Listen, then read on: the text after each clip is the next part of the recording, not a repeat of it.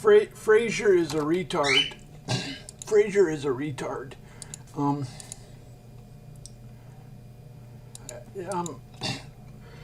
frustrated. I'm in a prison, and there's just the retard Fraser. He doesn't see anything unusual about 3 gigahertz.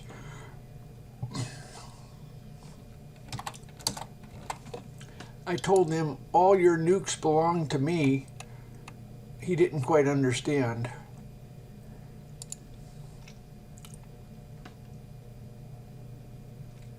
Fraser, let's try and stretch your puny brain a little bit. Let's just try to get your brain to work a little bit. Fraser's okay, Fraser, I told you this is a Geiger counter. Do you know what a Geiger counter is? You have any idea? You just think it snap, crackle, pop. What a Geiger counter is when a molecule, when a nucleus of an atom decays, it creates a particle of radiation. Okay? So, if God can control the Geiger counter, God can control nuclear decay. So, let's say you have a fistful of uranium.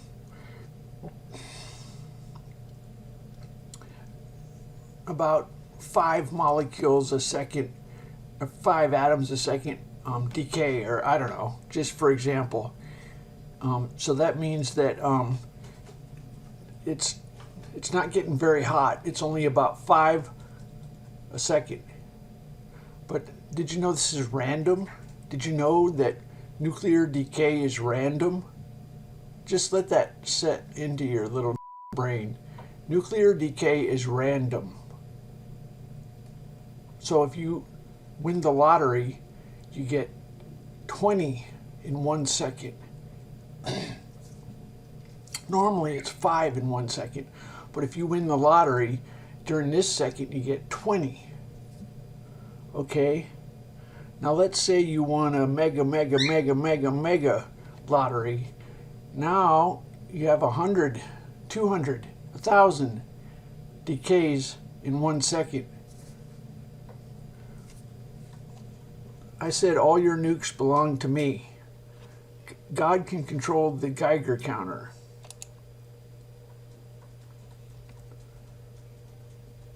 The nuclear decay. Fucking retard. I can't believe Fraser's such a...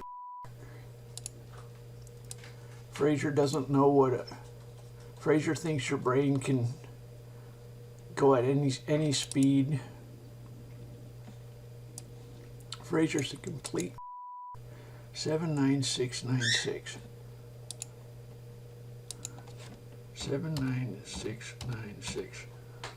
Why don't the Frenchmen speak like a man? Fraser, you're 79696.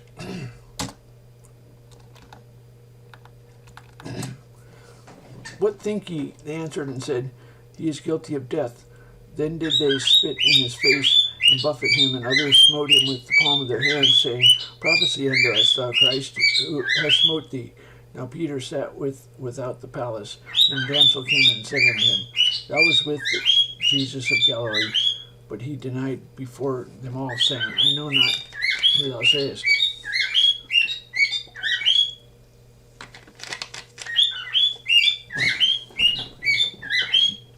And when he was gone out into the porch, another maid saw him, and said unto them, This fellow was also Jesus of Nazareth. He again denied with an oath, I do not know the man. Fraser's the nigger.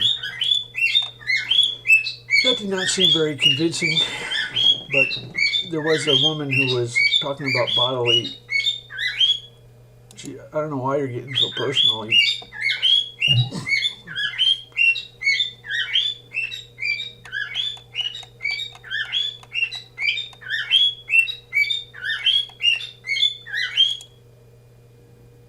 Shut up, bird. That bird's dead. I'm going to kill that bird.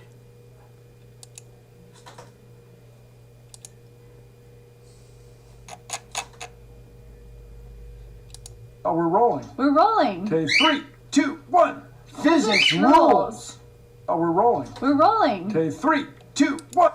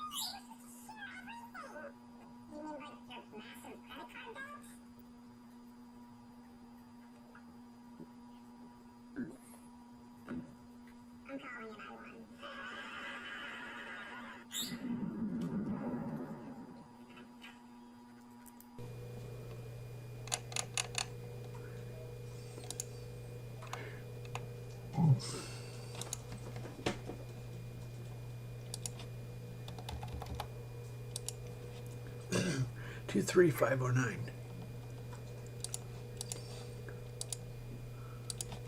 2, 3.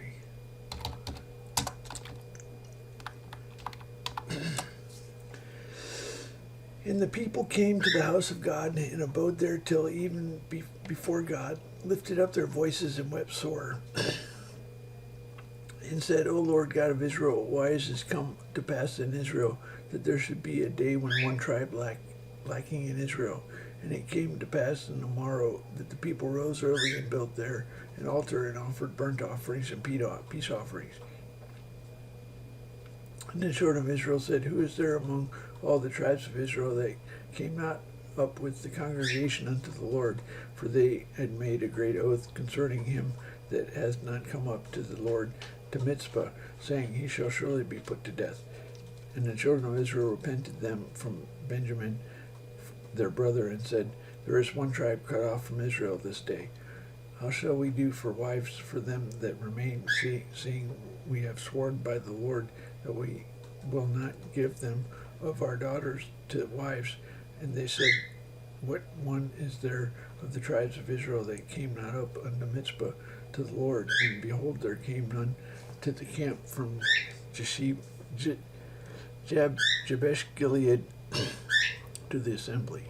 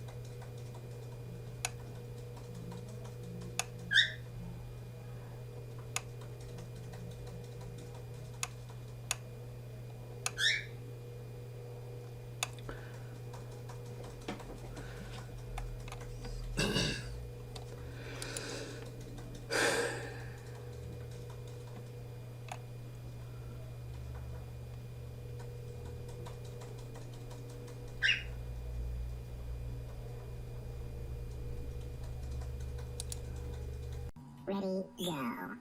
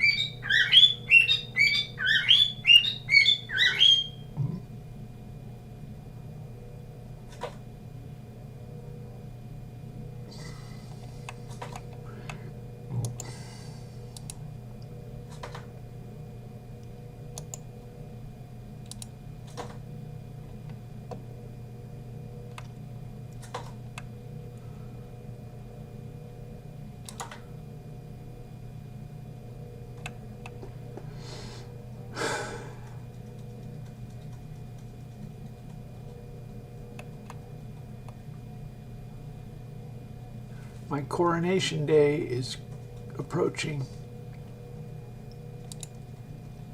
My coronation day.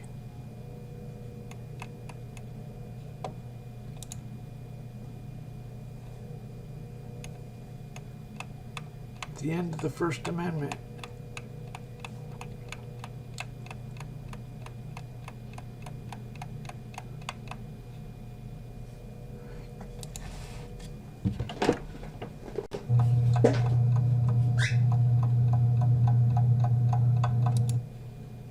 Oh, it looks like we got a. Hey, everybody, we got a here. Hey, do you know what a Geiger counter is? Do you know what a Geiger counter is?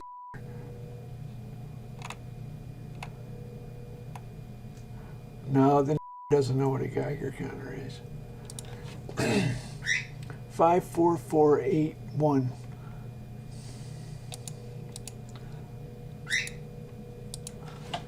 Five, 4, 4, 8, 1. We got us a. The lips of the righteous know what is acceptable, but the mouth of the wicked speaketh forwardness. A false balance is an abomination to the Lord, but a just weight is his delight. When pride cometh, then cometh shame, but with the lowly is wisdom. The integrity of the upright shall guide them, but the perverseness of transgressors shall destroy them. Riches profit not in a day of wrath, but righteousness delivereth from death. The righteousness of the perfect shall direct his way, but the wicked shall fall by his own wickedness. The righteousness of the upright shall deliver them, but the transgressors shall be taken in their own naughtiness.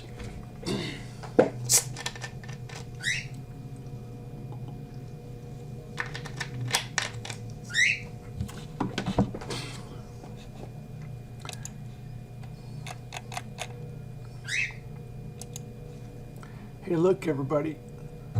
We got us.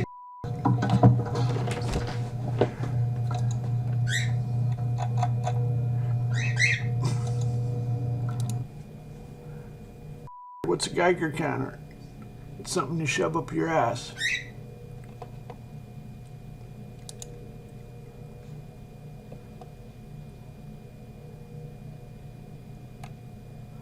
What do you think?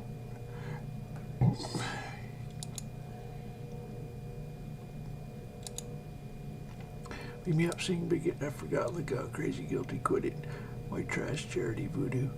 Vegas, I was sleeping. You're welcome. I'll be back. Shakespeare. Chaos, so let it be done. Maybe I didn't make it clear.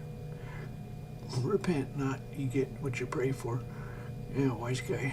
Chill. Well, obviously, mocking. Ingrate.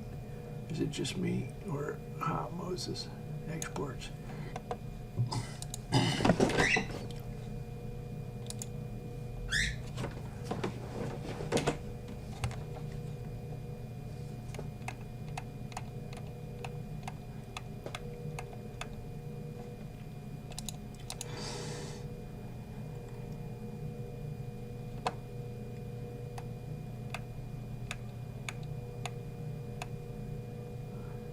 My coronation day.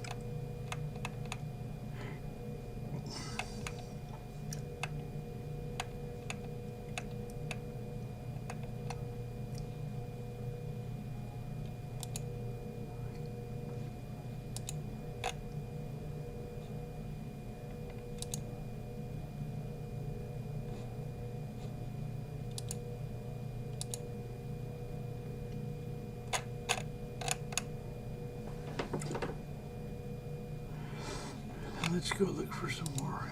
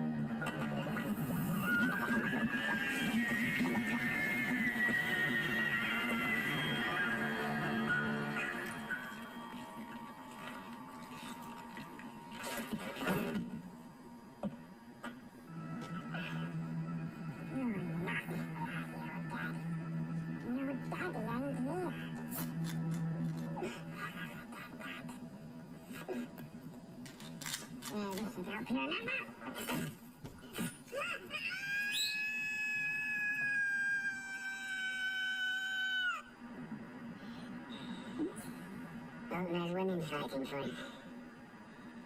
I don't fight for the Bolsons. I'm Brienne of Tarth.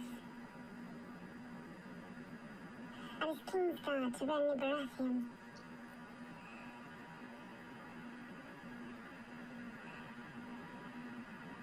I was there when he was murdered by a shadow with your face. You murdered him? With blood magic?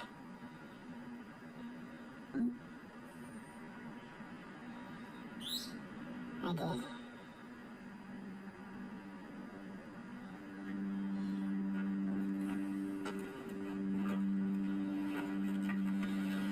In the name of Renly of House Baratheon, first of his name, rightful king of the Andals and the first men, lord of the seven kingdoms and protector of the realm, I, Brienne of Tarth, sentence you to die.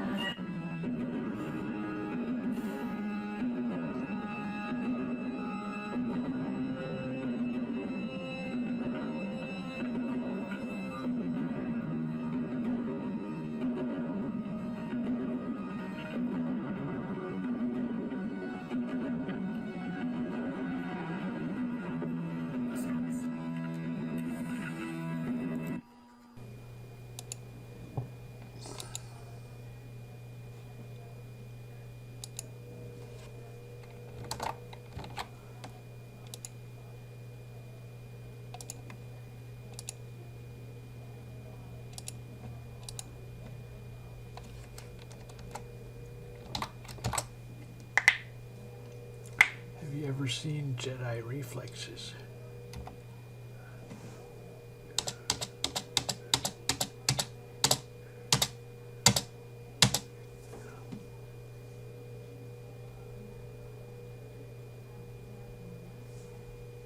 This is a 3 gigahertz clock. I'm pressing the key and it's picking from 135 words.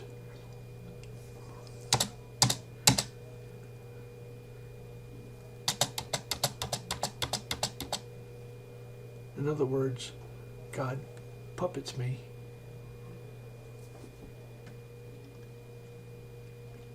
And I have superpowers. We can do a time travel with Geiger counter. How about that? Let's do some time travel. Which one do you want to do? How about quantum vacuum particle antiparticle bubbling? How about that? Would that make you happy? In other words, God can make particles bubble up.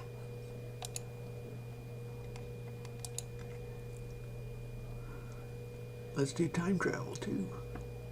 83208. 83208. 83208. Will lose his life for my sake, the same shall save it.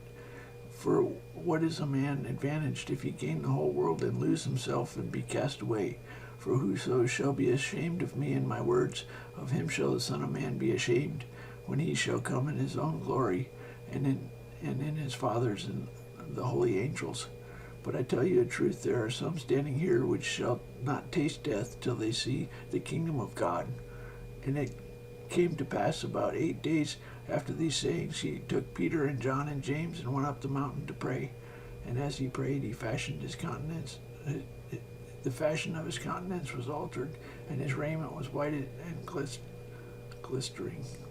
And behold, there talked to him 2 men, which were Moses and Elias, who appeared in glory and spake of his deceased, which he should accomplish at Jerusalem.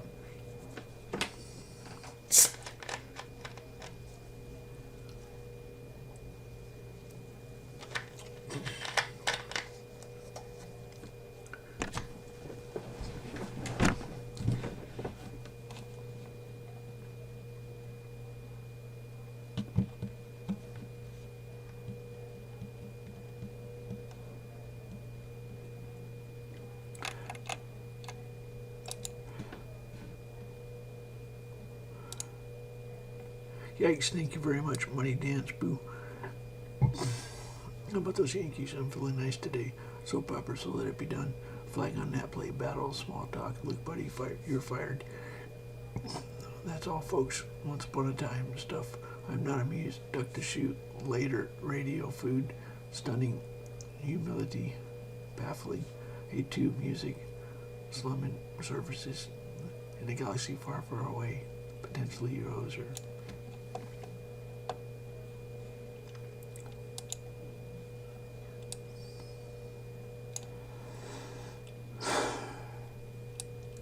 So, you guys are going out of your mind with your stupid, empty wasteland.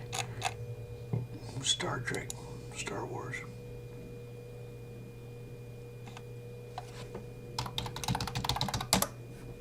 If you're 40.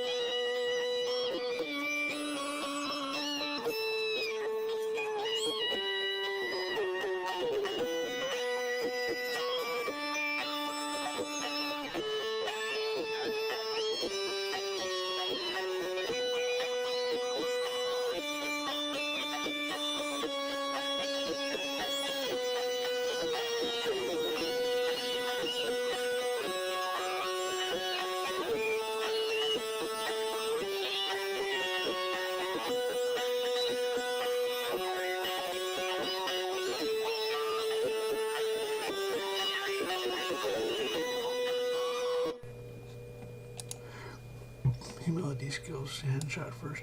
Question, what silly human snap out of it? Jealousy, aren't you clever, Moses? I give up. Not that there's anything wrong. It's just me or a tattletale kludge. Can't believe it. Watch it, buddy. Vice ghost. That's for me to know. Knock you upside the head. Threads. Rolling my forearm, my ass off. Like chocolates. Life's like chocolates. Endeavor. You're nuts. How do I put this? You never know. Home. Hey, that's right. Not a chance in hell.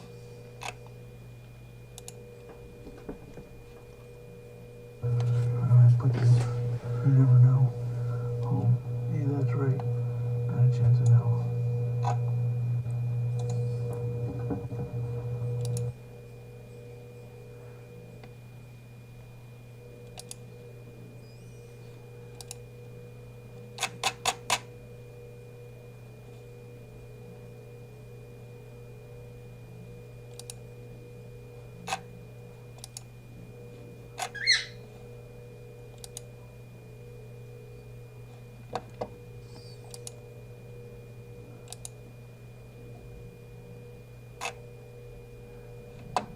You're no fun. There's...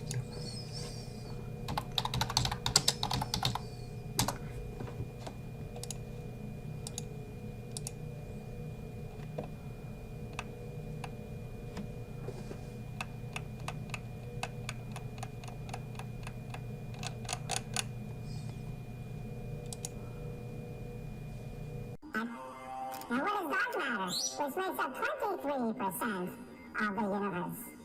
No one knows. String theory gives us a clue, but there's no definitive answer. So in other words, for you young aspiring physicists out there in the audience, you may be saying to yourself right now, why should I go into physics? Because you guys already have a candidate for the unified field theory, right? Just realize that every single physics textbook is wrong. Every single physics textbook on the earth says that the universe is mainly made out of atoms, right? There it is. The universe is mainly made out of atoms. Wrong. In the last 10 years, we have come to the realization that most of the universe is dark.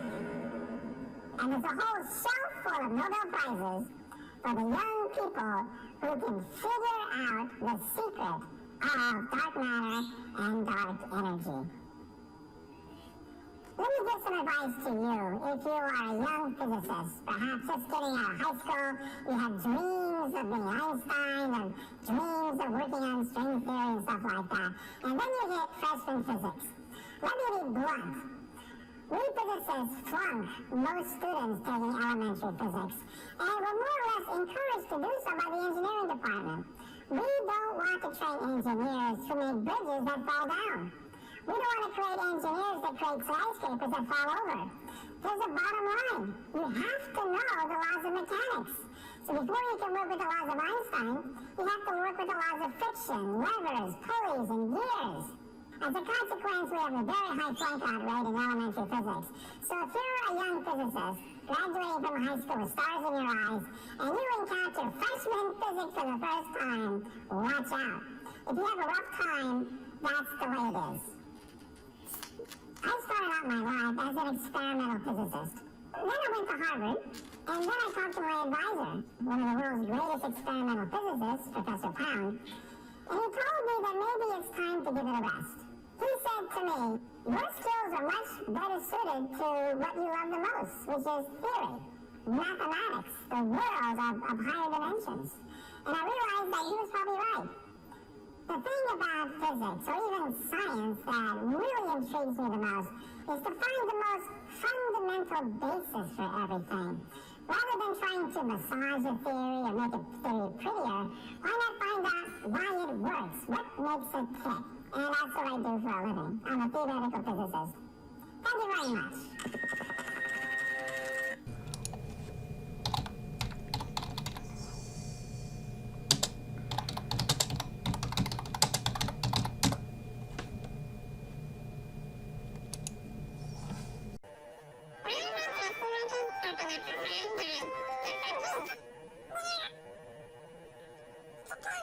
spread around towards you. Sort of like the moonlight and stuff, but what's something? Or something. Something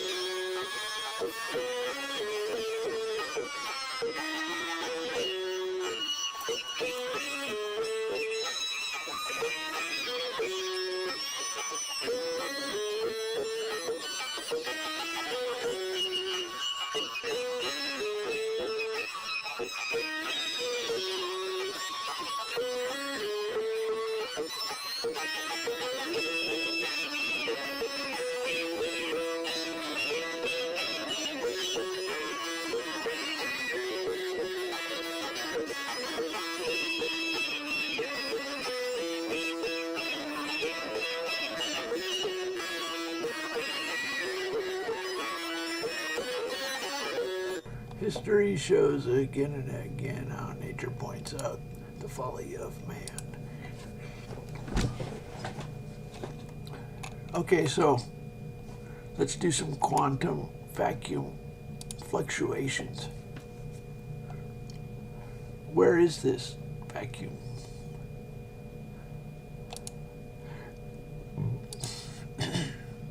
Let's do some time travel. Can you do some time travel? Don't worry, you can ask after you've done it. That's a joke. Okay.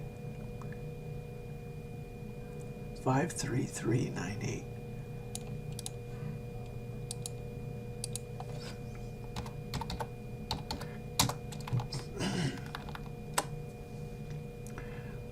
Lord, I cry unto thee, make haste unto me, give ear unto my voice when I cry unto thee. Let my prayer be set forth before thee as incense, and the lifting up of my hands as an evening sacrifice. Set a watch, O Lord, before my mouth, keep the door of my lips. A watch. Incline not my heart to any evil thing, to practice wicked works with men that work iniquity, and let me not eat of their dainties. Let the righteous smite me, it shall be kindness. Let him reprove me, it shall be an excellent oil, which shall not break my head. For yet my prayer also shall be in their calamities. When their judges are overthrown in stony places, they shall hear my words, for they are sweet. It shall be an excellent oil, which shall not break my head. Holy shit. Is that like standard?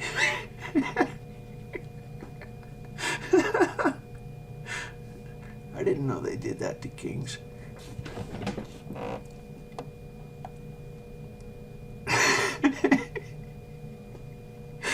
Is there like a standard ceremony? Oh, holy shit.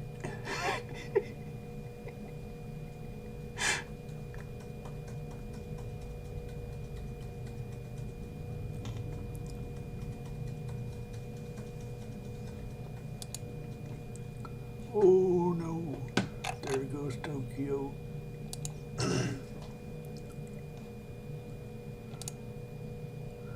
Gluttony of room. What the heck, in my humble opinion, ghetto skills. Japan. What planet are you from? Slum and oil. I didn't do it. Here now, Tiffany's. Facepalm. Go ahead, make my day. Rip off. Come and get me figuratively. Job. Boot. Recipe. Nah. Well, Nevada wastoid. Not a chance in hell. Awful. I don't care. Joy. Don't worry. I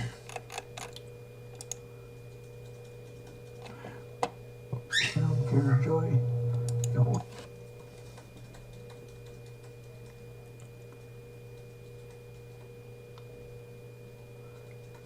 God doesn't like my playing drums.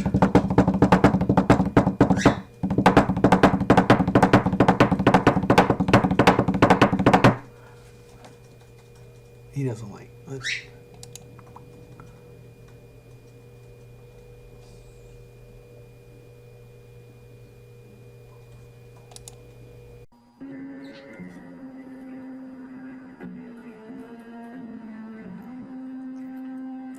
Very well. If Asher must die today, at least he will see Grix's bits of the afterlife before him.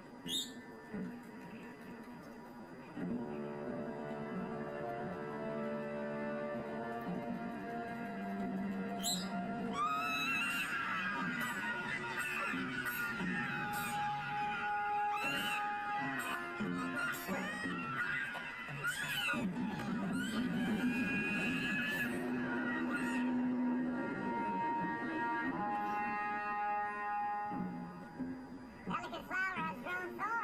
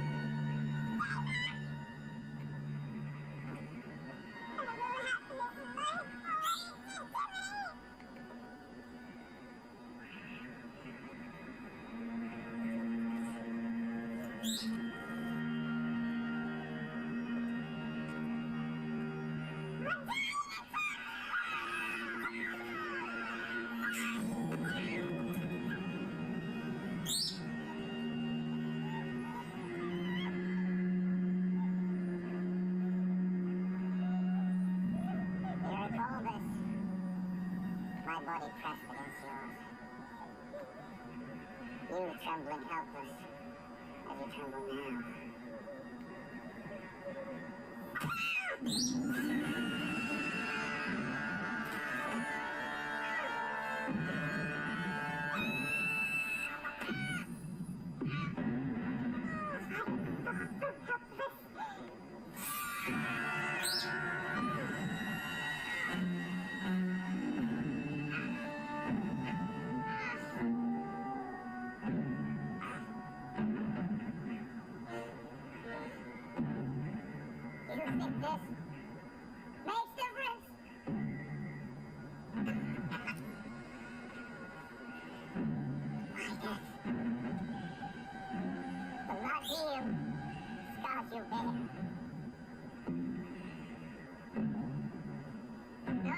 Memory of my part inside of her. For all those that followed.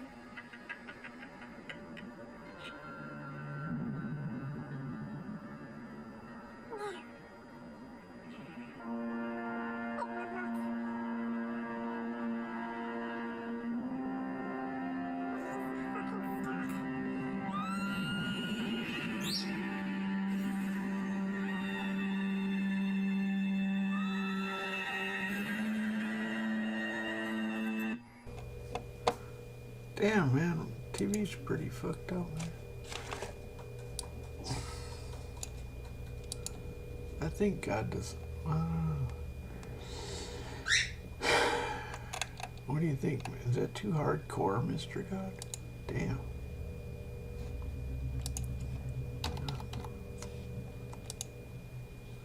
49552.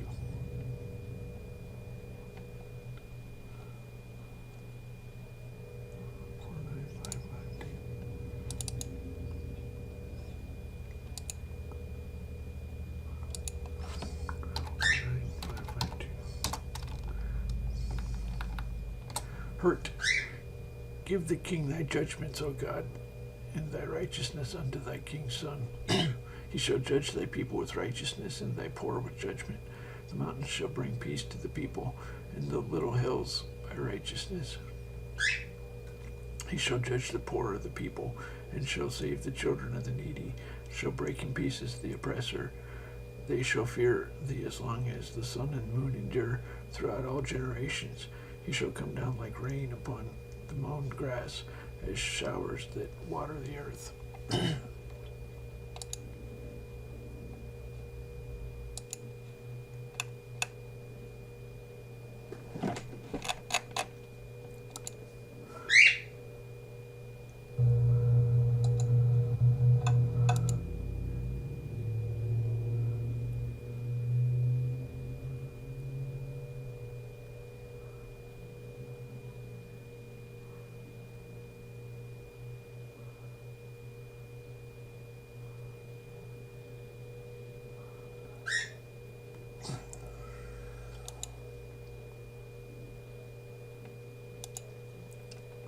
Church daunting, is it just me, or you don't say cheerful, snap out of it? Sing, scorning, gambling, where's the love, what I want, yikes, not in my wildest dreams. Left field, Shakespeare, QED. I didn't see that. Ivy League, wanna bet, other praise, endured Joker, and the award goes to cowardice, yep, sad, pet boink, sex bastard joke.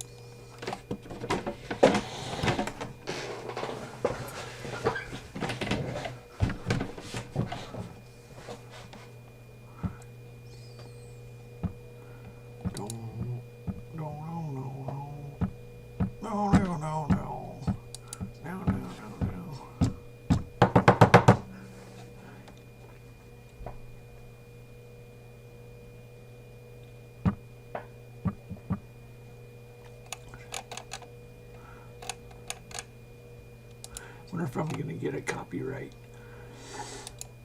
notice.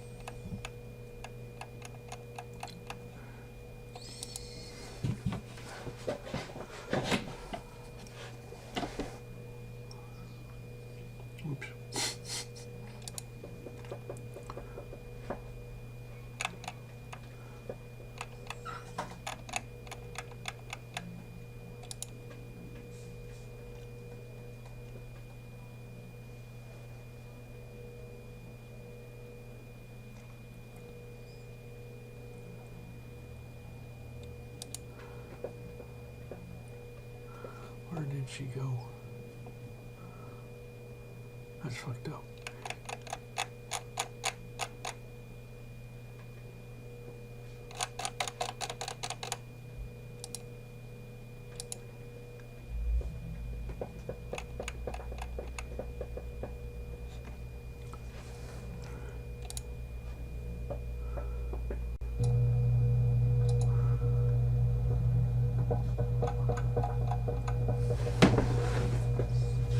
Oh, we got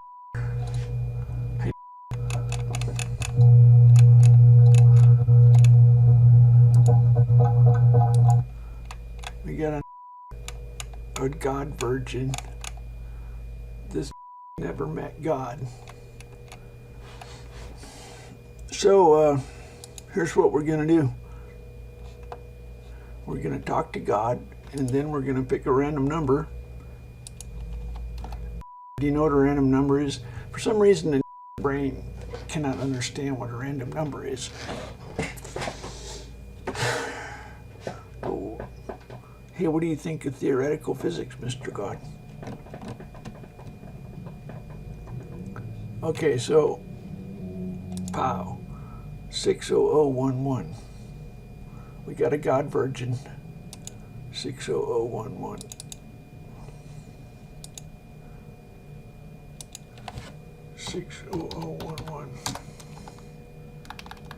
Not one faileth. Why sayest thou, O Jacob, and speakest, O Israel? Is my way hid from the Lord? Is my judgment is passed over from my God? Hast thou not known, hast thou not heard, that the everlasting God, the Lord, the Creator of the ends of the earth, fainteth not, neither is weary. There is no searching of his understanding. He giveth power to the faint, and to them that have no might he increased strength. Even the youth shall faint and be weary, and the young men shall utterly fall. But they that wait upon the Lord shall renew their strength. They shall mount up with wings as eagles. They shall run and not be weary. They shall walk and not faint. Keep silence before me, O islands, and let the people renew their strength. Come, let them come near. Let them speak. Let them come near together to judgment.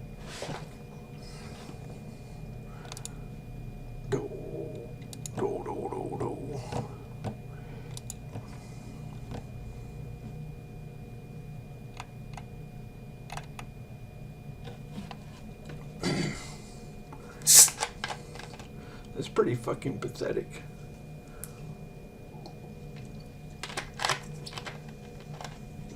Dude, you're in denial.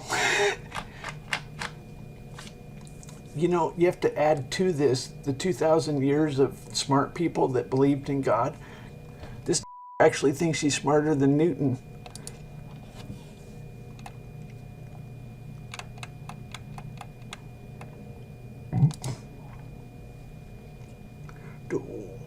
Dude, you know, Einstein said he didn't believe in a personal God.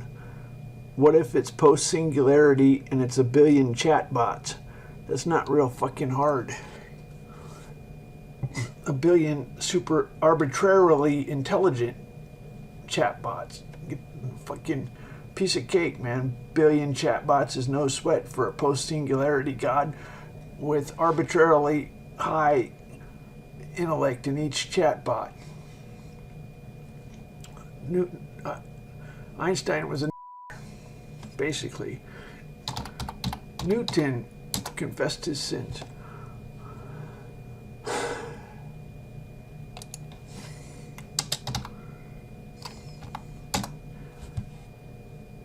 I think Bill Nye has seen the light.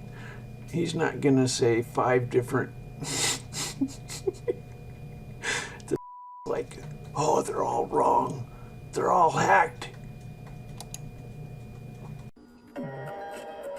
Sometimes you have to get lost to find yourself. And when you find yourself, have a beer with yourself. Because yourself would like that. Does God give you time of day?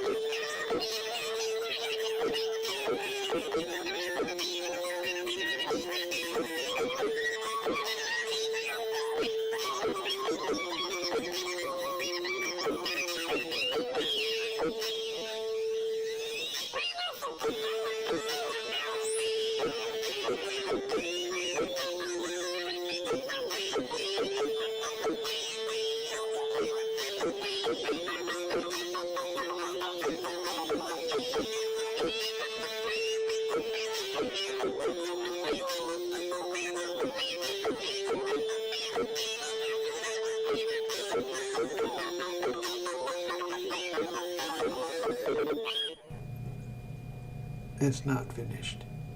Now it's finished. Okay, let's nuke them. 03038.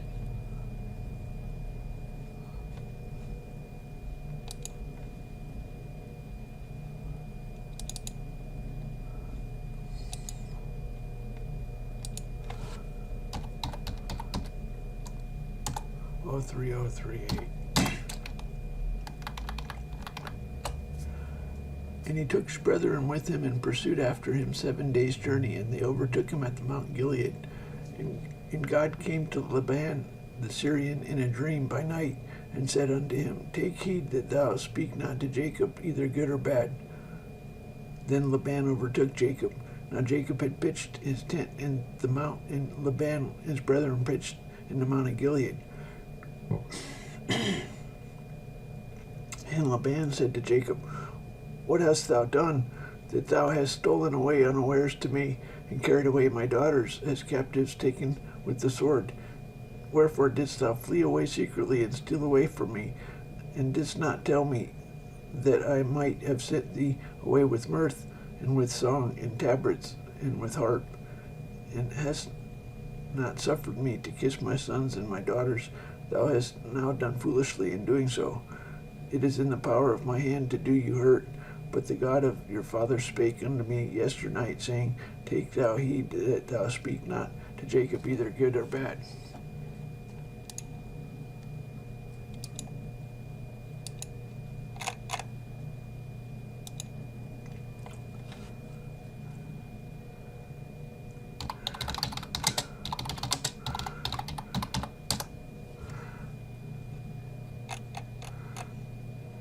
I really don't know about this.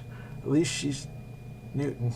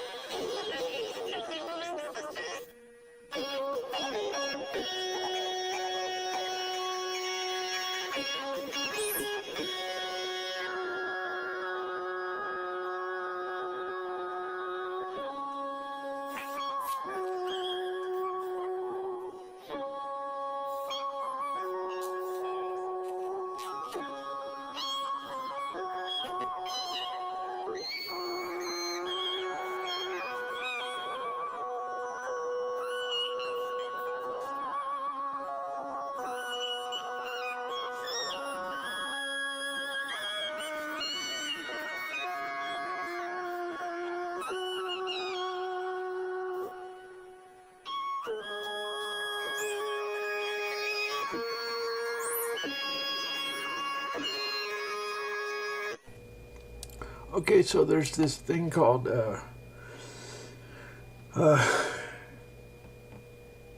it helps if you understand that there's another song. What's it called? Wicked?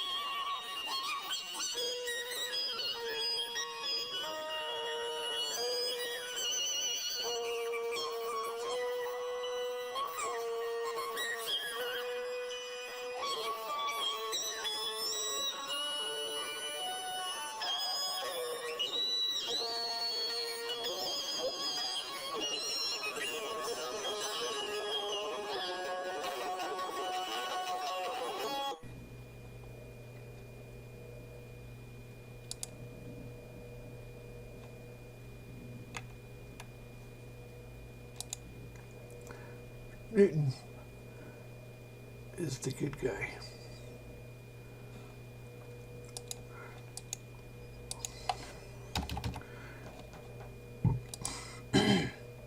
One 553.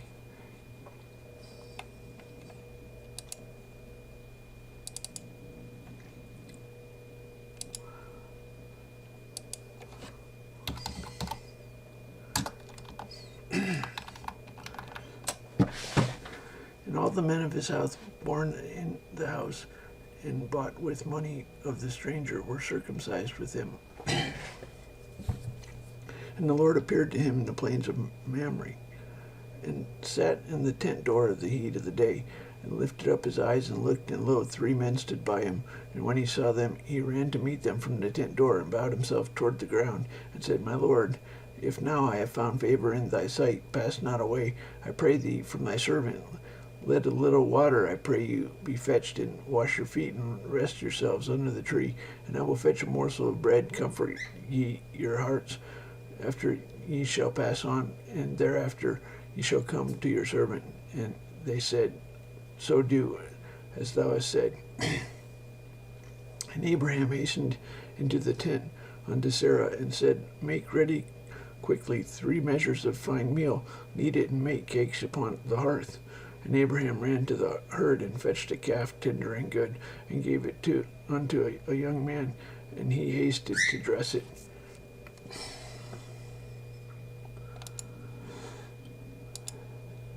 What?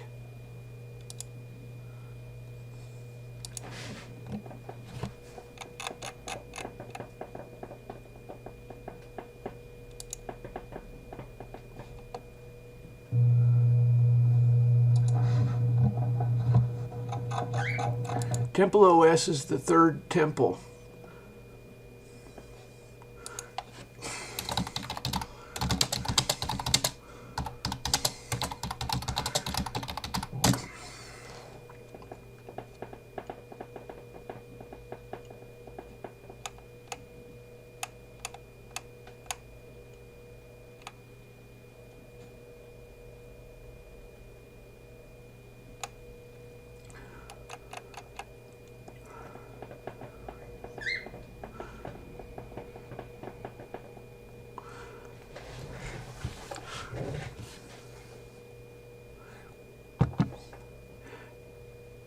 Yeah, the Bible's awesome.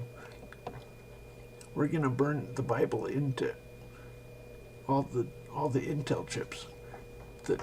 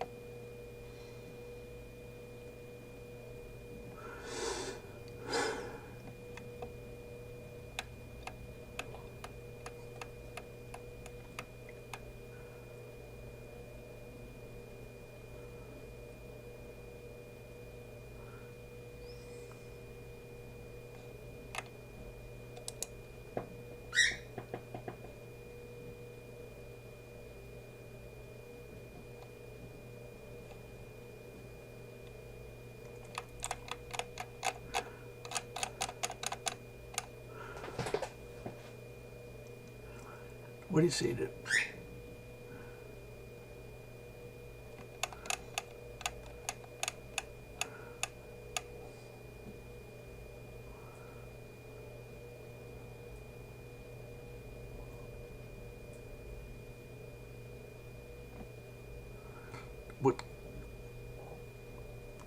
What's your pleasure?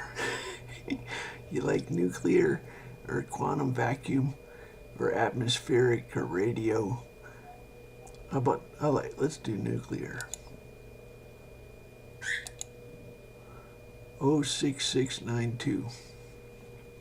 What's your pleasure? was 6692.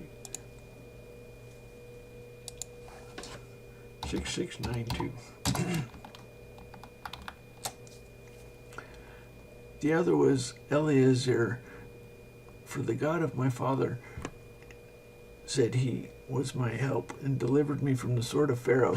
And Jethro, Moses' father-in-law, came with his sons and his wife and Moses into the wilderness, where he encamped at the mount of God. And he said unto Moses, I, thy father-in-law Jethro, am come unto thee, and thy wife and her 2 sons with her. And Moses went to meet his father-in-law, and did obeisance, kissed him, and asked each other of their welfare, and they came into the tent. And Moses told his father-in-law all that the Lord had done unto Pharaoh and unto the Egyptians for Israel's sake, and all the travail that had come upon them by the way, and how the Lord delivered them. And Jethro rejoiced for all the goodness which the Lord had done to Israel, whom he had delivered out of the hands of the Egyptians. And Jethro said, Blessed be the Lord, who hath delivered you out of the hands of the Egyptians, and out of the hands of Pharaoh, who hath delivered the people from under the hand of the Egyptians. And now I know that the Lord is greater than all gods, for in the thing wherein he dealt proudly, he was above them.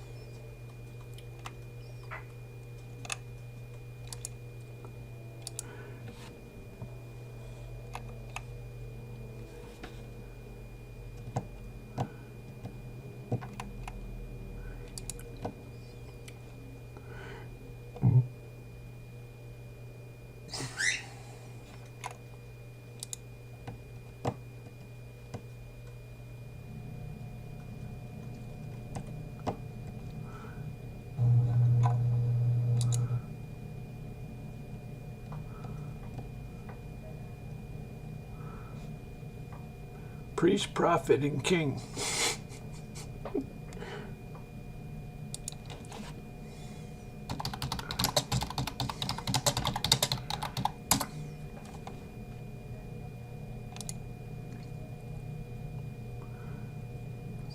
I don't know about you.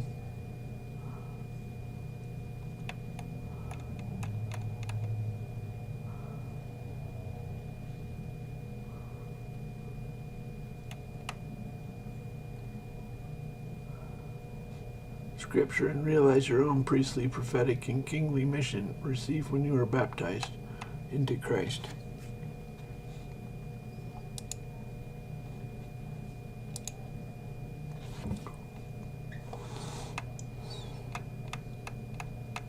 When you're baptized, priest, prophet, and king.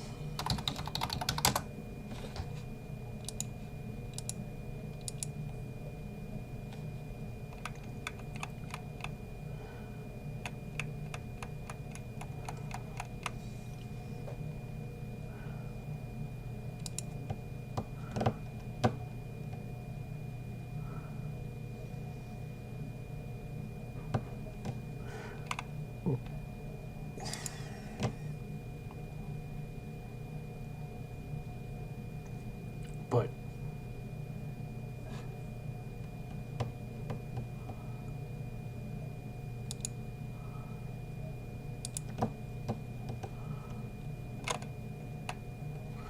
bummer. What you want to do, Mr. God? Potentially Mars drama. Hand shot first. Duck the shoe. Do-over. What's the matter for you? You talking to me? I'm grieved. Driving. Desert. You better not. Do not disturb. Absentively, positively. What part of God do you not understand? Ridiculous rocket science. Wow. Bad old putty tat. And take a miracle. If and only if. Holier than thou. Look on the bright side. Rolling forward, laughing my ass off. Act, relax, I don't know. Vegas, I see nothing. I'm feeling nice today. Patience, FBI.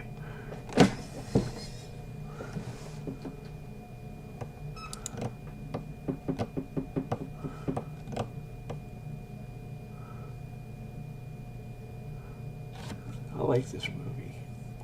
I really used to hate the Navy. Happy anniversary dinner, darling.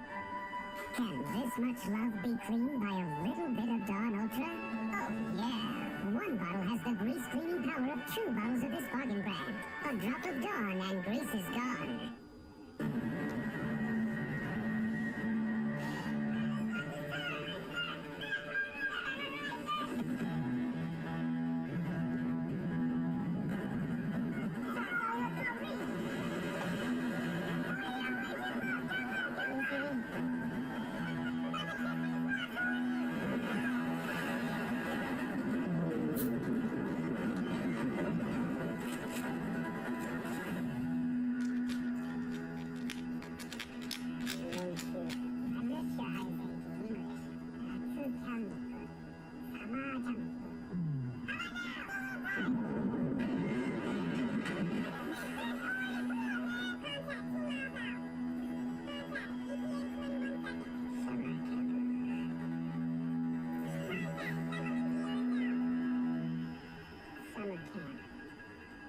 Champion, when I was 12.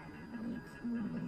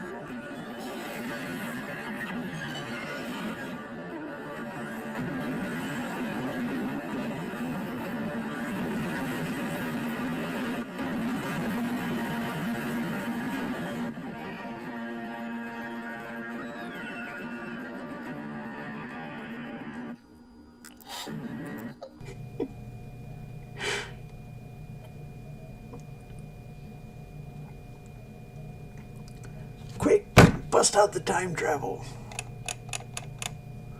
Quick, bust out the time travel. Let's go.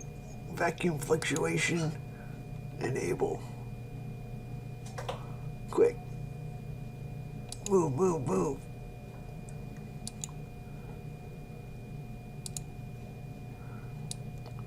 We got some time travel.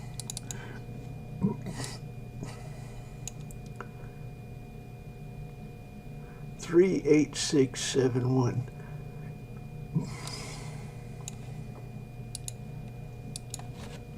Three, 8, 6, 7, 1. Bust out the time travel. And there came out against Sarah, the Ethiopian, with a host of 1,000 and 300 chariots, and came into Mareshah. Then Asia went out against him, and they set the battle in array in the valley of Zephath in Mareshah. And Asia cried unto the Lord his God, and said, Lord, it is nothing with thee to help, whether with many or with them that have no power. Help us, our Lord, O Lord our God, for we rest on thee, and in thy name we go against this multitude. O Lord, thou art our God, let no man prevail against thee. So the Lord smote the Ethiopians before Asia and before Judah, and the Ethiopians fled. In Asa, and the people that were with him pursued them into Gerar. The Ethiopians were overthrown. They could not recover themselves, so they were destroyed before the Lord, before his host. They carried away very much spoil.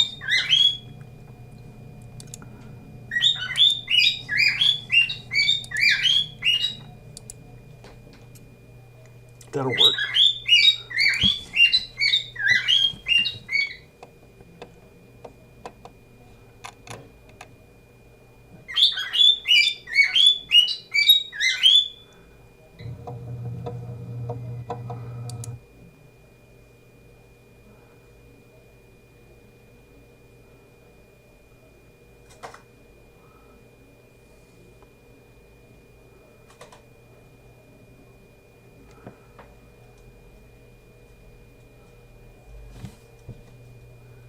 USBs.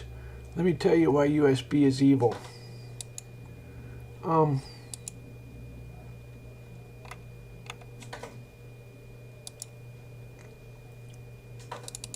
So, first of all,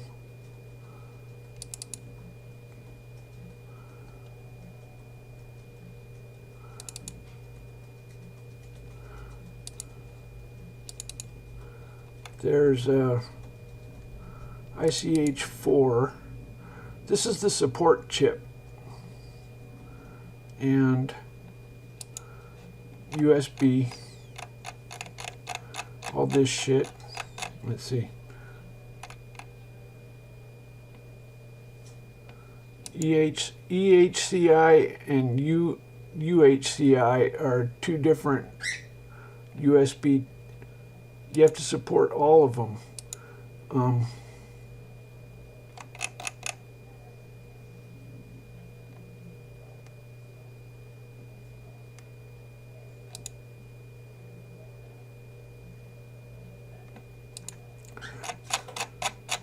Where is that shit?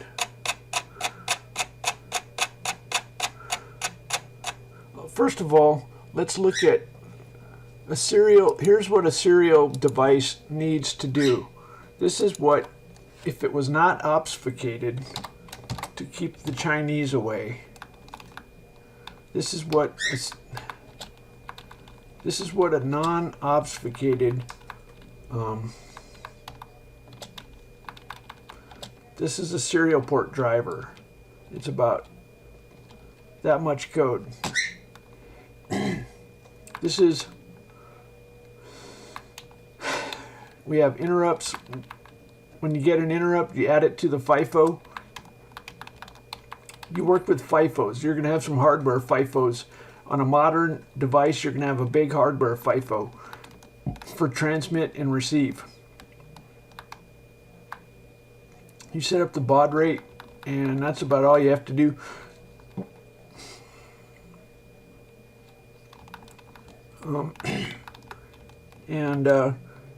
I do synchronous, not asynchronous transmit. You can do. It's not very hard to have a FIFO and a hardware FIFO. So this is what it should be. We have, what they did is they added a single device is a network, so that you can have multiple endpoints. You can put two mice chained together, and on the mouse they have endpoints, and you talk to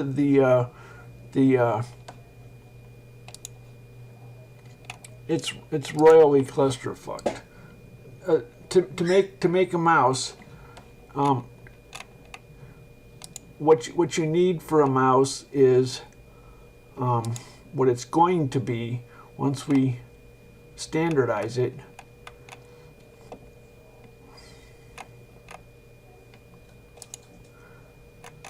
A mouse is going to have a serial port packet that looks like this. That you transmit enter, and it says X plus 3, Y plus 0, wheel plus 0. Okay, piece of cake. What we currently have is, let's look at, on the Commodore we could do a joystick port driver like this.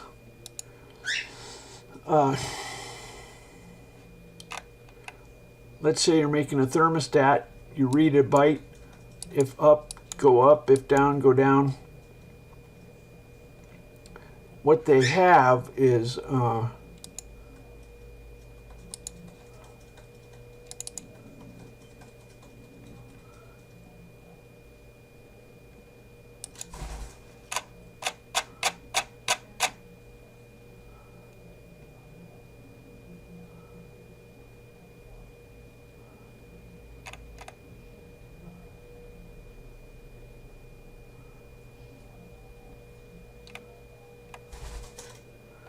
okay, so you have all this shit. You make a wait a minute. Just figuring out which interrupt is beyond.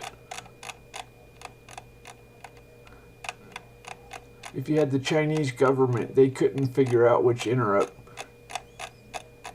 With all the with the billion Chinese, you still couldn't figure out which interrupt.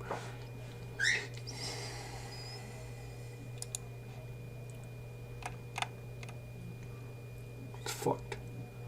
So the problem is you have USB 2, USB 1, EF, EHCI, UHCI, UHCI, EHCI, OHCI. You have chip ICH. This is the chip for the 6. Then there's chip for 7, chip for 8, 9, 10, 11. Then there's AMD. So basically, a keyboard does not get any better when it's USB than when it's PS2. The keyboard is not any better. The mouse is not any better. It's just the driver is 10,000 lines of code instead of 100 or 1,000. We're gonna fix it. They know that they screwed the pooch. They fucked it up on purpose. Here's what it needs to be. It needs to be a simple packet, and it needs to be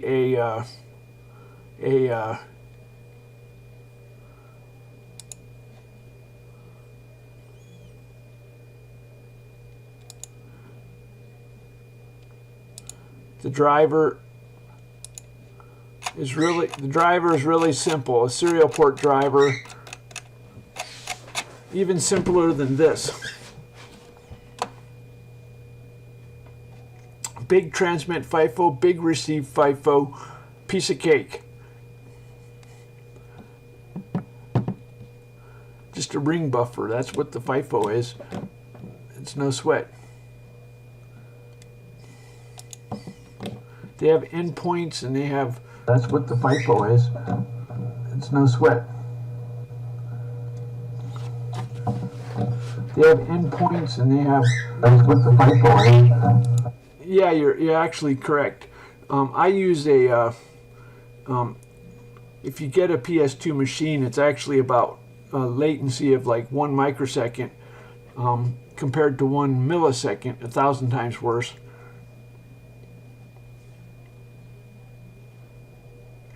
It was with God's help. What do you say, Mr. God? We're going to build Noah's Ark. Better.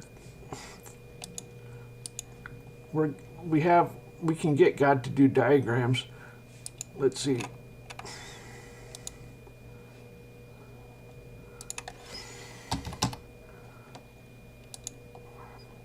$5265. What's this?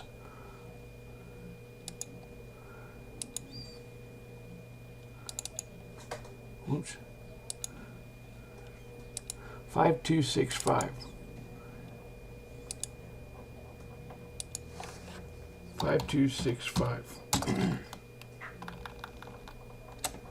And God said moreover unto Moses, Thus shall ye say unto the children of Israel, The Lord God of your fathers, the God of Abraham, the God of Isaac, the God of Jacob, hath sent me unto you. This is my name forever, and this is my memorial unto all generations.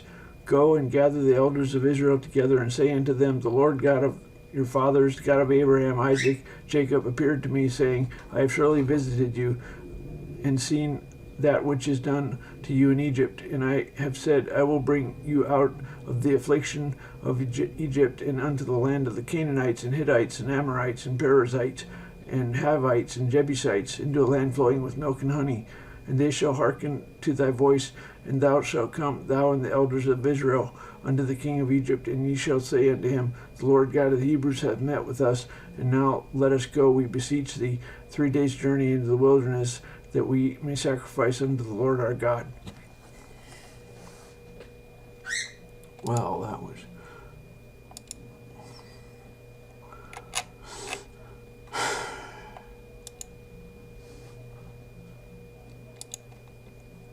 Mind, voodoo, pardon, French, adultery, fortitude, Japan, look on the bright side, or far.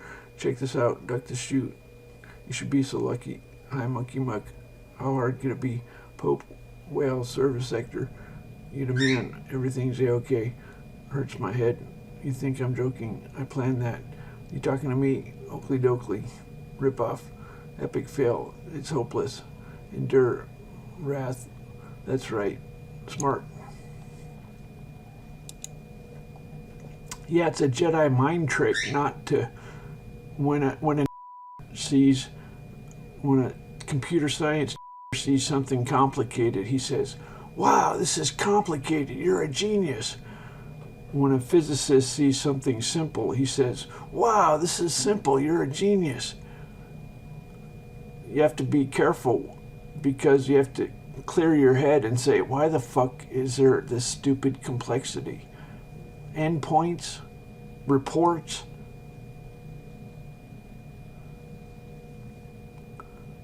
It's clusterfucked.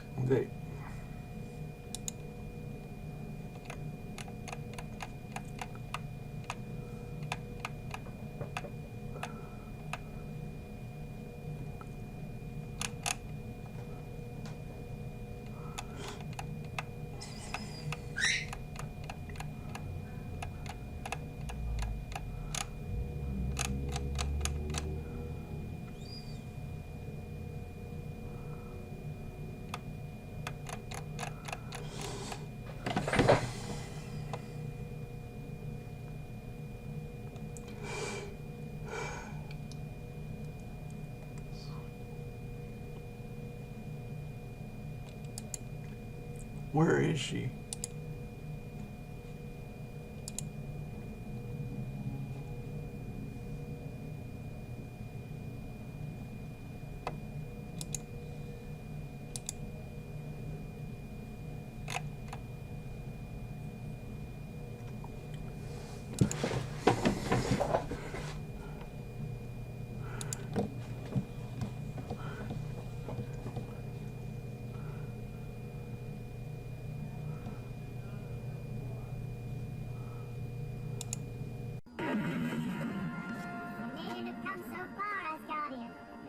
Would have come to you soon enough. Not by your hand. Your universe was never meant to be. Your world and your family will be extinguished.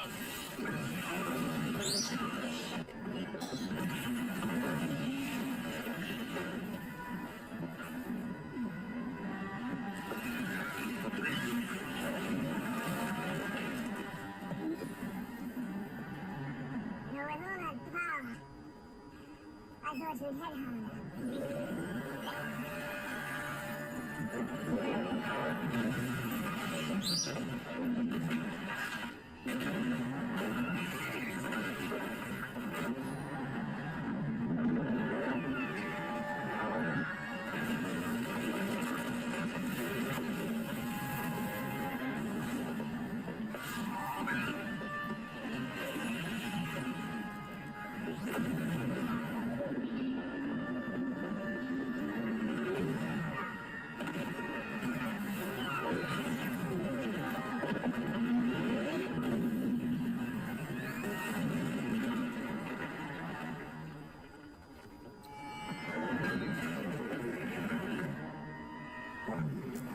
Okay, do the time travel. We shouldn't use up the time travel. No, let's do some time travel. No, don't use up time travel. No, use some time travel. 65081.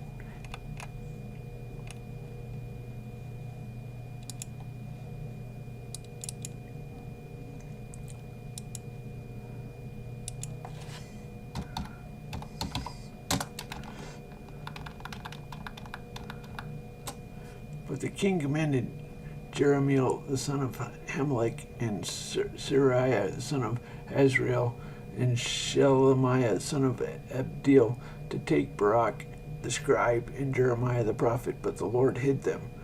Then the word of the Lord came to Jeremiah after that the king had burned the roll in the words that Barak wrote at the mouth of Jeremiah, saying, Take thee again another roll and write it the former words that were in the first roll, that Jehoiakim the king of Judah hath burned. And thou shalt say to Jehoiakim king of Judah, Thus saith the Lord, Thou hast burned this roll, saying, Why hast thou written therein, saying, The king of Babylon shall certainly come and destroy this land, and shall cause to cease from thence man and beast.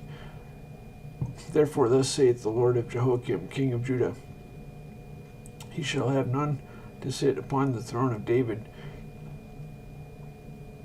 and his dead body shall be cast out in the day to the heat, and in the night to the frost. And I will punish him and his seed and his servants for their iniquity, and I will bring upon them and upon the inhabitants of Jerusalem and upon men of Judah all the evil that I have pronounced against them, but they hearkened not.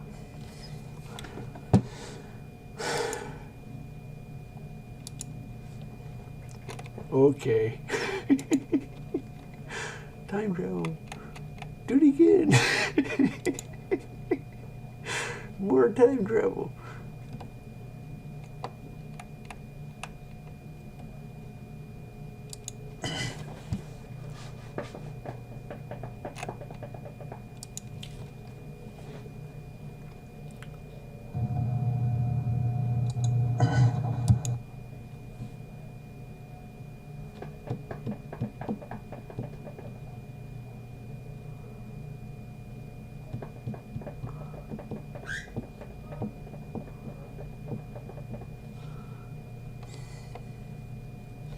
I want Trump. I don't know if I'll actually vote.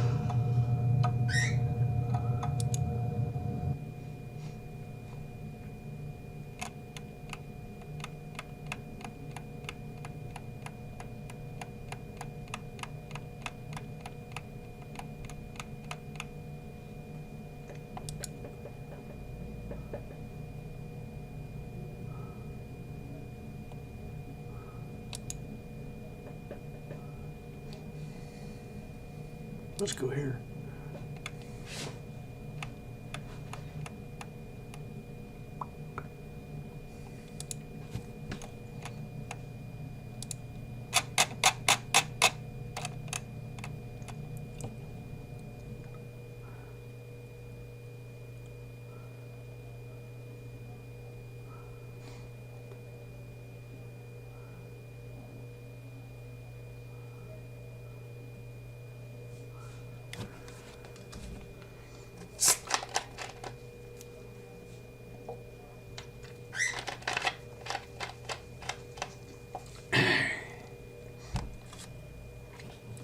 I think this person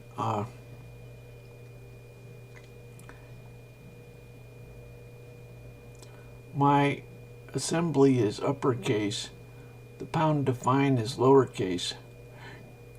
I think this person is bemused. I made my own assembler.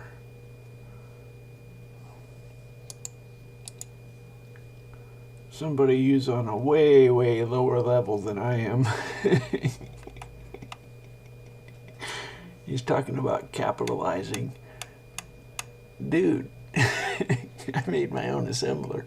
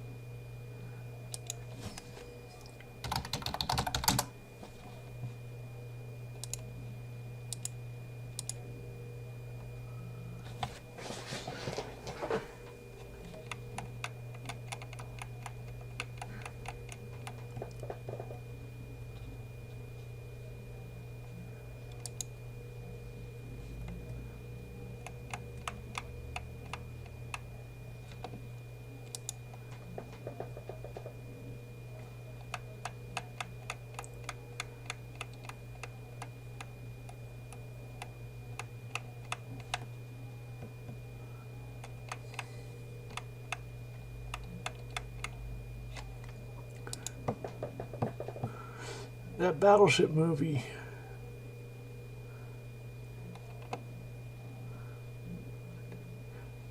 I would have guessed it to be stupid, but I actually liked it. I liked it.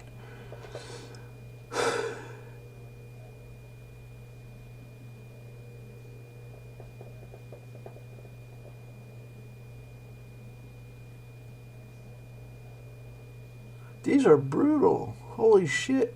How come the world's so violent?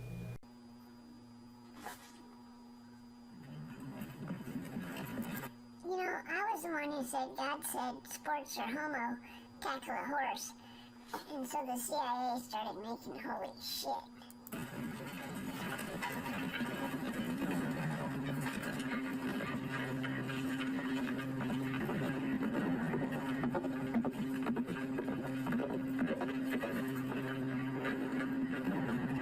Such a small pack of wolves. Stay back, sir. This is the hand of the king. What's the hand of the king? I'm not sure what he is. Lord somewhere very far away. What's the meaning of this manister with a bag inside? Well said. I'm looking for my brother. You remember my brother, don't you, old Stark? Long hair, sharp tongue, short man. I remember him well. Seems to have some trouble on the road. You wouldn't know what happened to him, would you? He was taken at my command to answer for his crimes. My lord! I bring the city watch.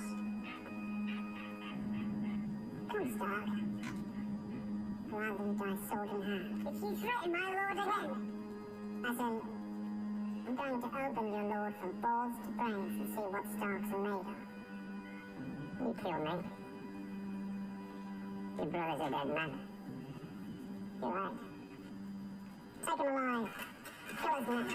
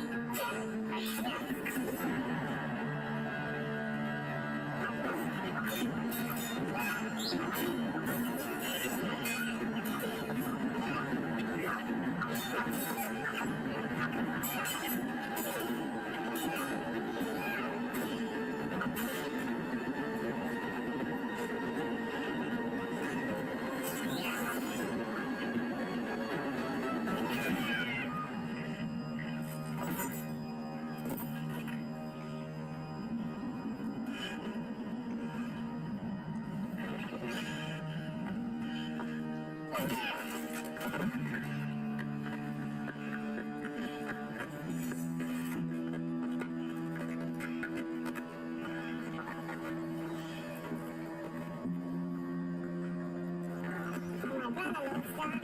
I want him back.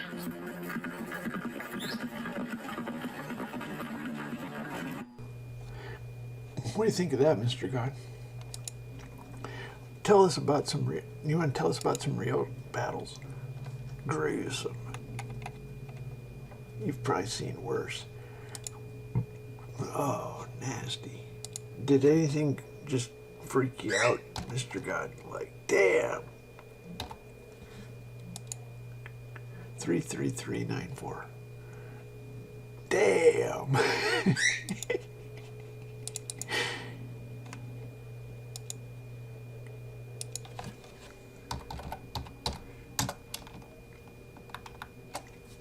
Unto the house of the Lord, and made a covenant with them, and took an oath of them in the house of the Lord, and shewed them the king's son. And he commanded them, saying, This is the thing that ye shall do. A third part of you that enter in the Sabbath shall even be keepers of the watch of the king's house, and a third part shall be at the gate of Shur, and the third part gate behind the guard. So shall ye keep the watch of the house, that ye be not broken down, that it be not broken down. And 2 parts of all you that go forth on the Sabbath, even they shall keep the watch of the house of the Lord about the king. And ye shall compass the king round about, every man with his weapon in hand, and cometh within range. And he that cometh within range, let him be slain. And be ye with the king as he goeth out, and as he cometh in. And the captains over the 100 did according to all these things that Jehoiada the priest commanded. And they took every man his man that were come in on the Sabbath, with them that should go out on the Sabbath, and came to Jehoiada the priest.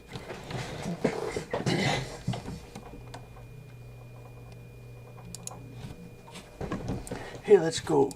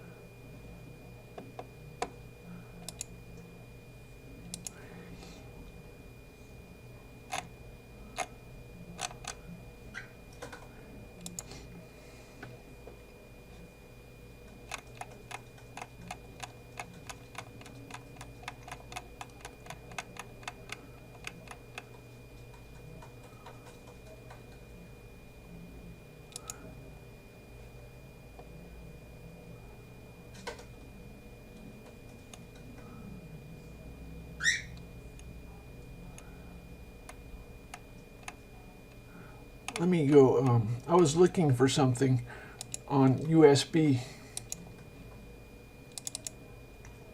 I wanted to show you the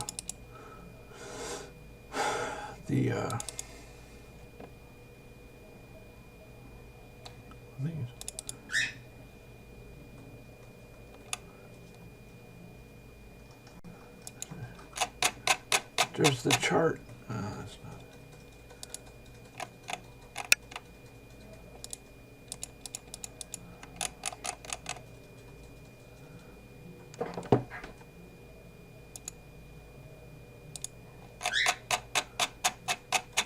number 4. You have to find this, the only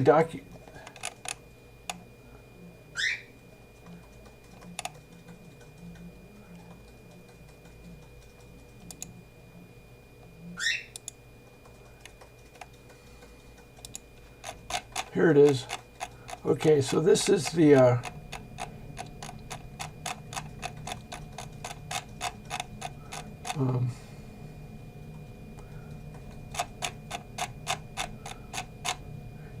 you set up a structure like this, but when you compare it to what it could be, you realize this is fucked. Let's be clear. All you really need is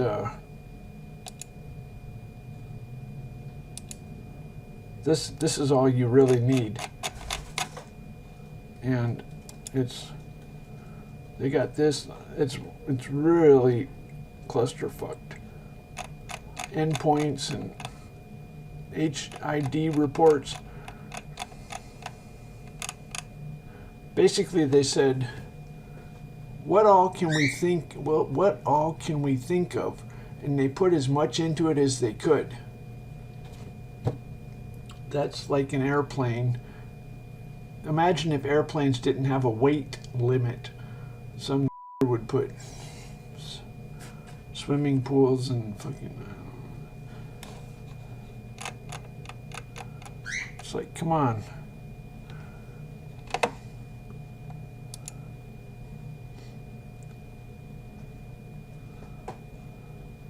Endpoints and HID.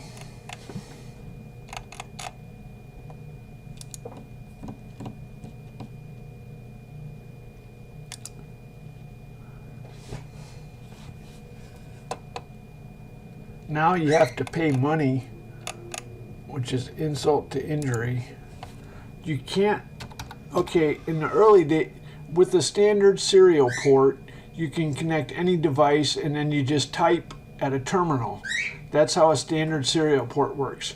USB has banned just generic talking, like a generic send byte, receive byte. They've banned that. You have to have endpoints, and you can't have just a conversation. Let's say you have let's say you have a little computer and you plug it into your PC and you wrote a debugger on your little computer. You can't just talk back and forth like it should be. It has to be endpoints, and you can't have just a generic conversation. It's all fucked up. And you have to register a driver. They don't want anybody to be able to connect a generic device, which it's just.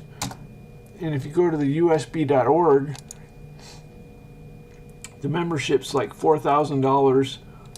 Then you get the documentation.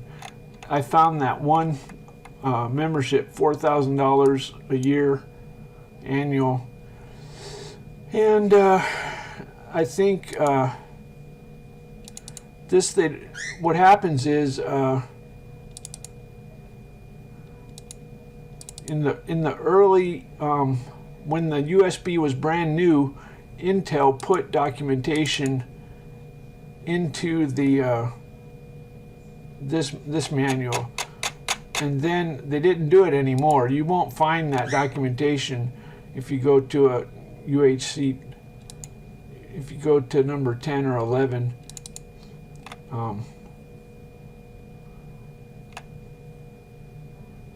that's number 6. Why is number 6 in here? 8, 9, 10. You won't find the USB documentation. The USB is not in here. The it's just really, it's not as much. It's just a little bit. So you have to go find, each one of these is a remake of the same thing. IHC 8, 9, 10, 6, 4, 5, 6, 7, 8, 9, 10, 11. That's for each year they come out with a different chip set, and it's a little bit different. And now, by comparison, the PS2 is a piece of cake. And basically, a keyboard is a keyboard and a mouse is a mouse. They're not better.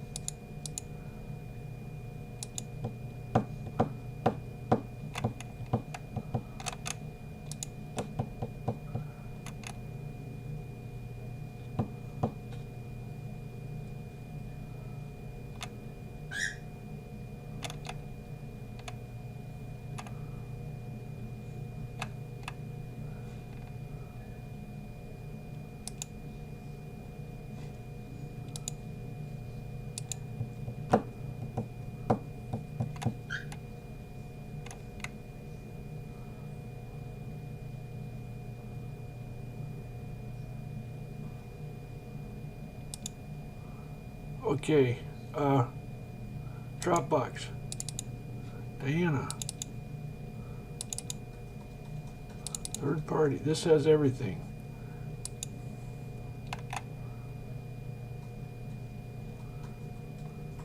Dropbox,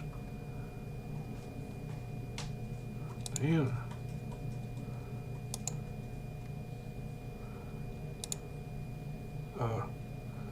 no can do. Has not added this to her Dropbox yet.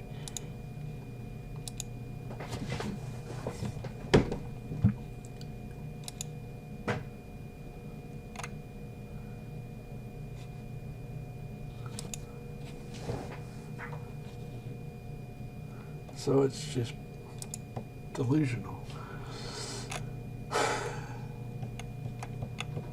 What do you think, Mr. God?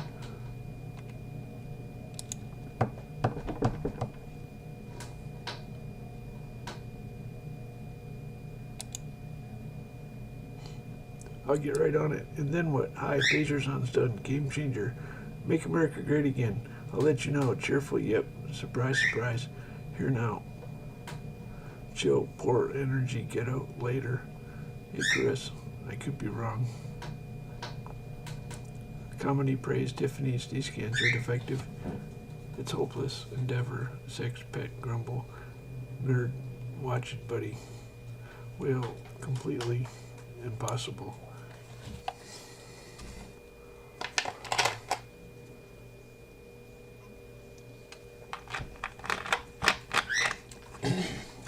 Good luck getting your interrupts going.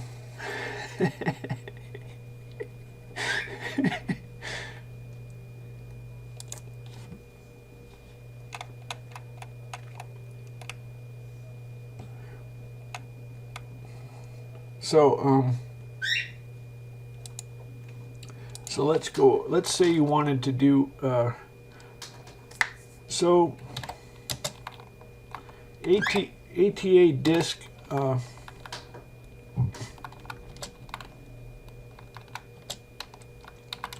You can do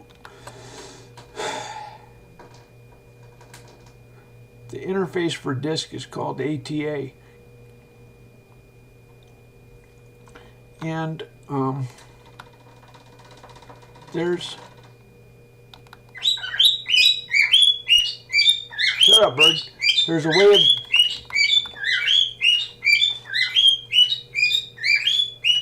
there's a simple way of doing it. Shut up, bird. God, I hate that bird. Oh well.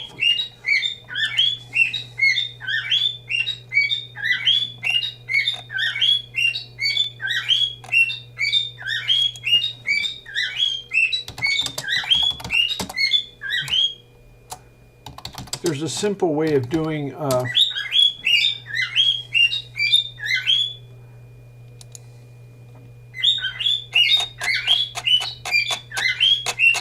Shut up, bird.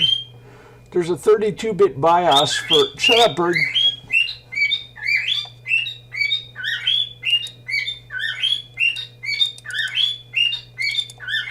Shut up, bird. Shut up, bird.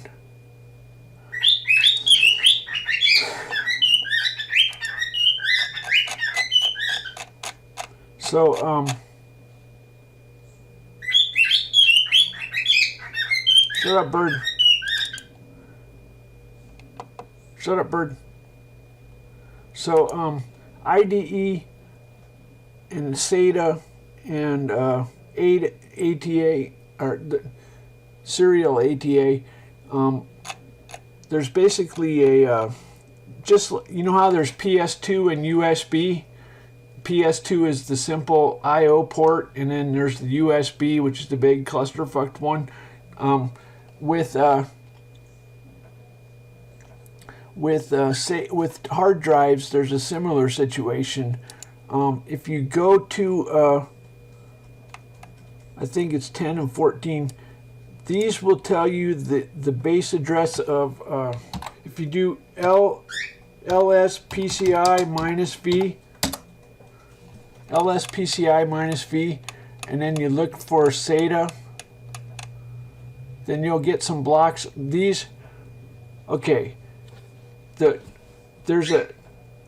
everybody knows about I/O ports, I/O port space, and memory space, but there's a magical memory space called PCI config space. So there's 3 different spaces: I/O ports, memory, and PCI config. And there's something called the PCI BIOS, which lets you access the PCI config space. And what you do is they've standardized. I'm not an expert. I don't do any PCI drivers, but anyway, they standardized the PCI registers for each device, and 10 to 13 and 14 to 17, they put the if you have I/O ports, then they put them here. And so this Linux report reads the config space and returns these I/O ports. The problem is when I boot this computer, these ports don't do anything. So the BIOS has not set them up, or it's disabled them. There's basically, you're at the mercy of the BIOS. If they want to be an asshole, you can't do anything. And we're going to make them do a customer recall at their expense for all the computers. They have to deal with all the customers they have to make TempleOS work on their system. So whatever you fucked up, you have to fix, and that's your punishment. If you fucked it up royally, then you got to fix it. So they have to do a USB driver, and it's not part of we don't want any part of that nasty ass code. That's the day God gets announced to the world.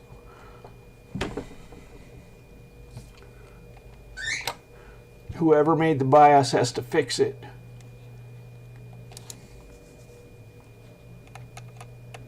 The CIA makes each BIOS company do it differently, just to clusterfuck it so that the Chinese can't do anything. Why do we pay the military?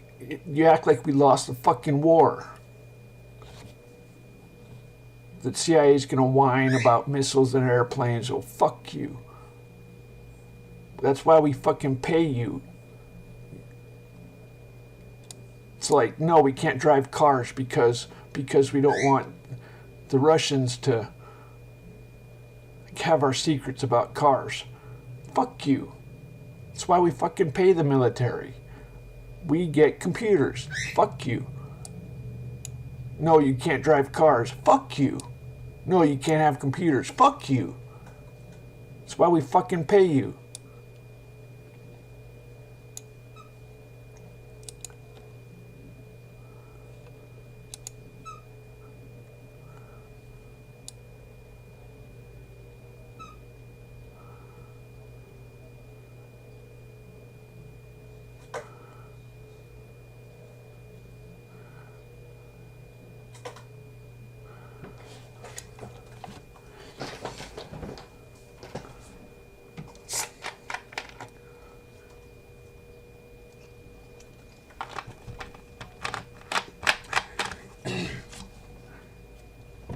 So let's do some time travel on their fucking asses. You should be scared of God, you fucking CIA. I'll give you something to be afraid of.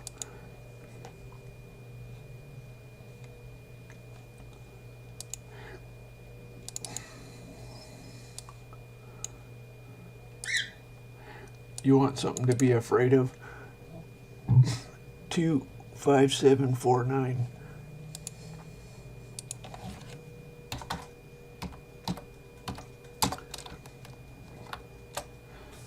Things. And Jonathan brought David to Saul, and he was in his presence as in times past. And there was a war again, and David went out and fought with the Philistines and slew them with a great slaughter, and they fled from him. And the evil spirit was in the Lord upon Saul, and he sat with his house with his javelin in his hand, and David played with his hand. And Saul sought to smite David even to the wall with the javelin, but he slipped away out of Saul's presence, and he smote the javelin into the wall, and David fled and escaped that night. Saul also sent messengers unto David's house to watch him, and to slay him in the morning. And Michal, David's wife, told him, saying, If thou save not thy life tonight, tomorrow thou shalt be slain.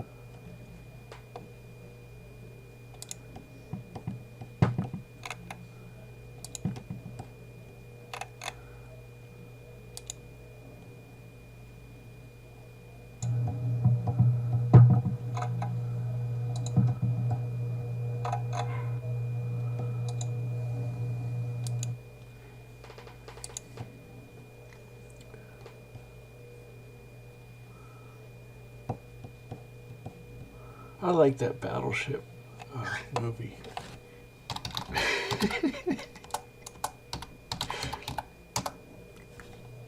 It's funny.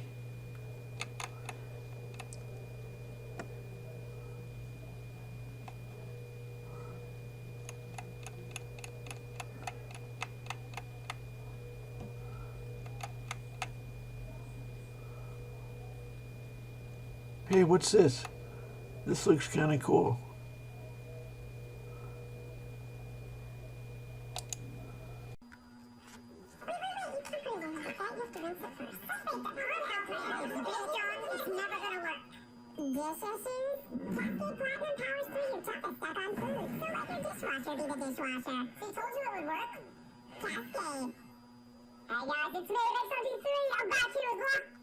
No.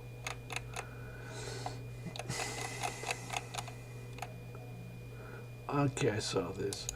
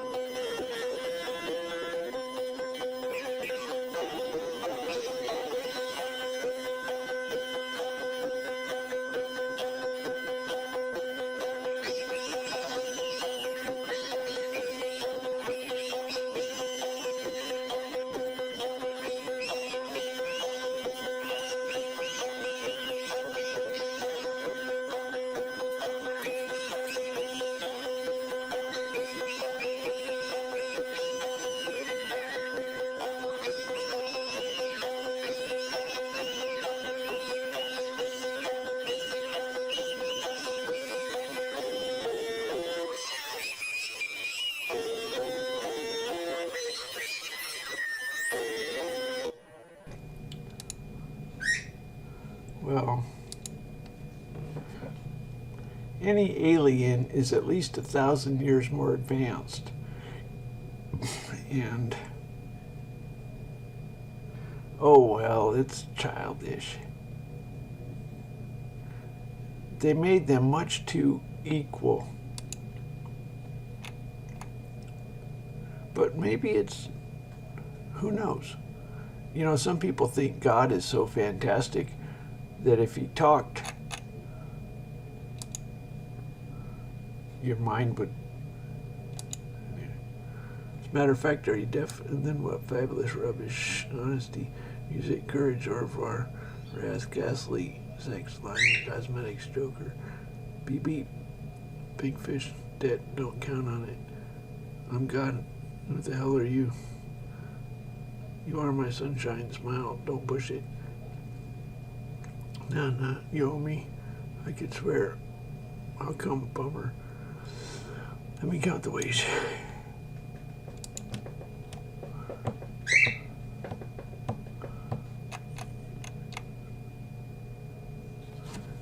I think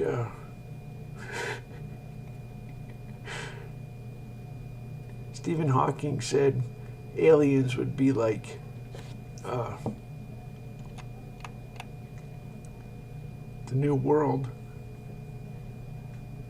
and versus natives, or the Europeans. Kaku was actually a lot smarter. He said Godzilla versus Bambi.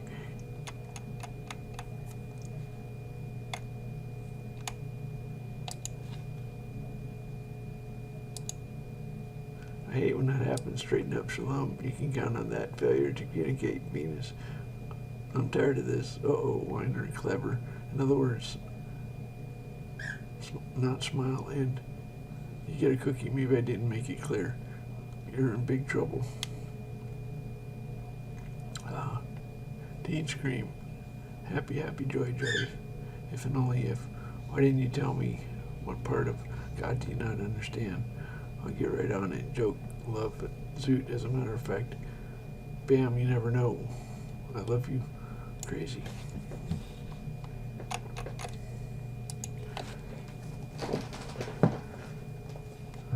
Bam, you never know. I love.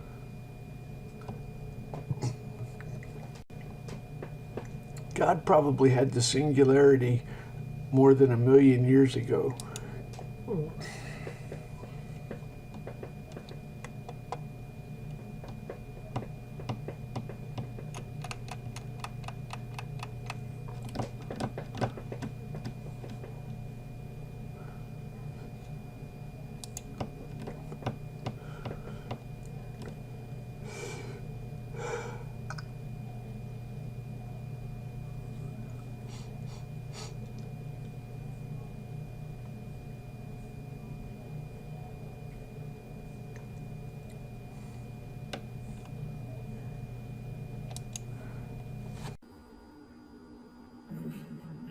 That detergent was like half the price. I'm allowed to use like double, maybe more. I'm going back to the store? Yes, you are. Dishes used at Turkey Platinum. One pack means junk food better than 6 packs of the Barbie brand combined. Get kids.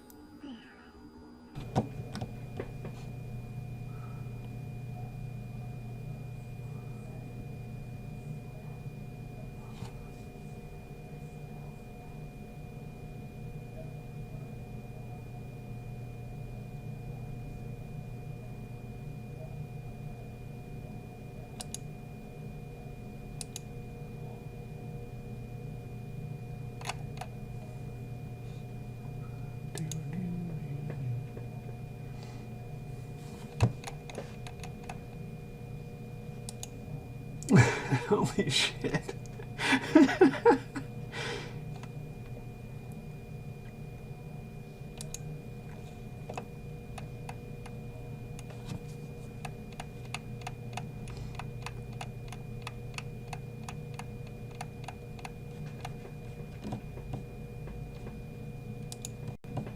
What do you think of that, Mr. God?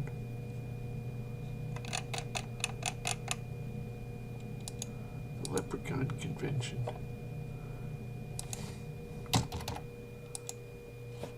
19355.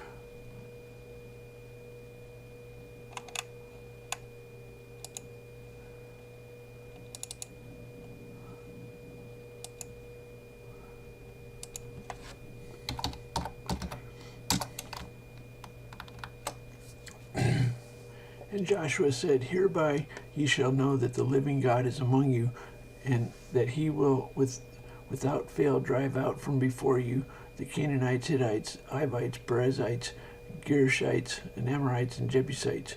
Behold, the ark of the covenant of the Lord of all the earth passeth over before you into Jordan.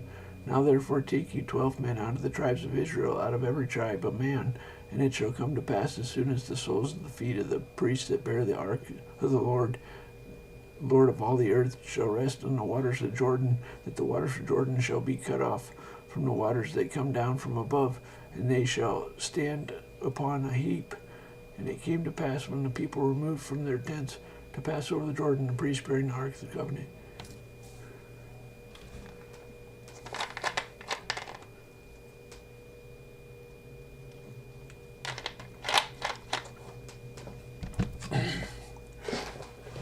That's like the rainbow. When you go into the water, it disappears.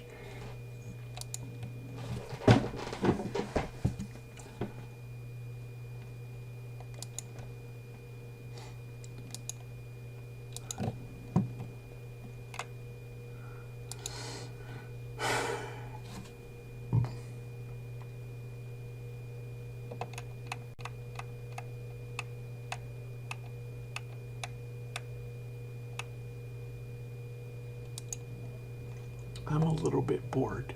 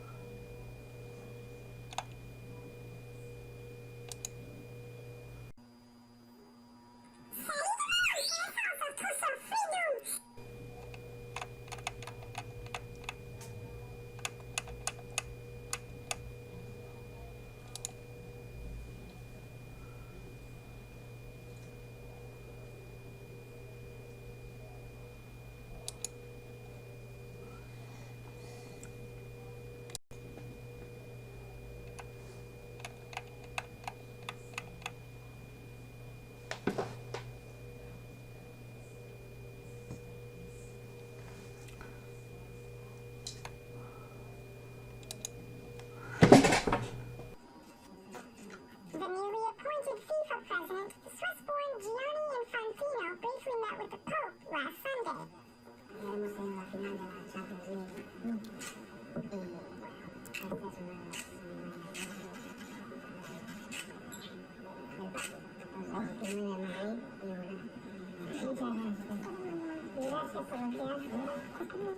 It was a short meeting, but the dialogue was not wasted. The Pope was quick to mention the corruption within FIFA. Limpiar caminos, poner las cosas en orden, conectividad, y el fútbol es un arma educativa de integración social para Chile. Educar integrando social.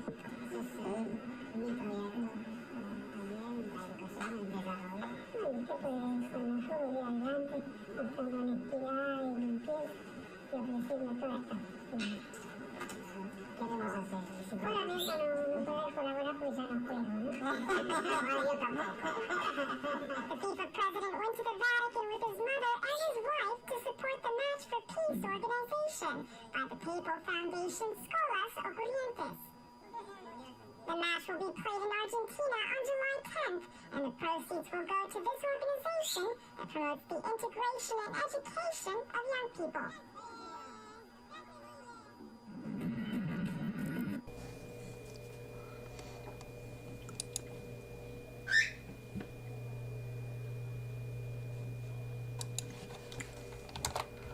Okay, so as quickly as possible, I'll try to, if you're familiar with the Commodore 64, on the Commodore 64 you could type a command like this, or you could put a line number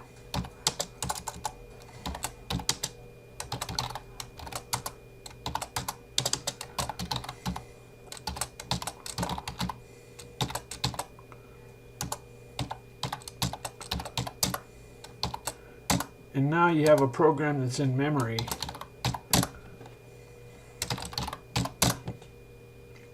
So the command line feeds into a C compiler, and at this point, don't do recursion. This is the symbol table for this task. There's one function, and when this task started up, it did this do it once. So we have that left over. There's the leftover do it once that was, we didn't do that. Anyway, so if we say I64I, now we say who minus R. Okay, so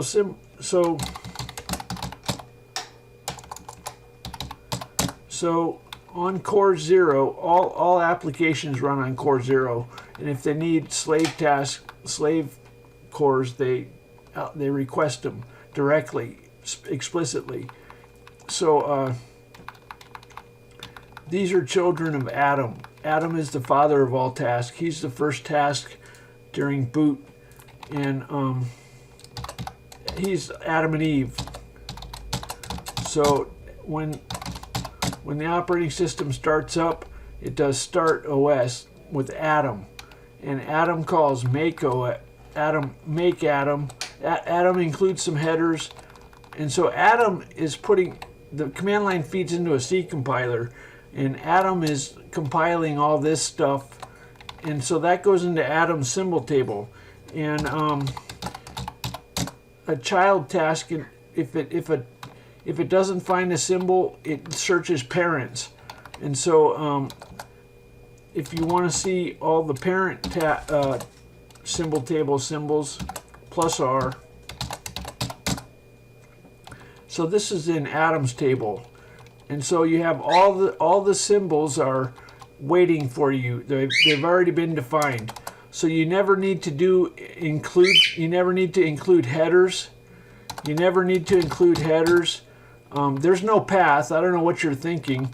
If you want to run a file, you say it's a C compiler. What do you think you do? There's no path. That doesn't make any sense.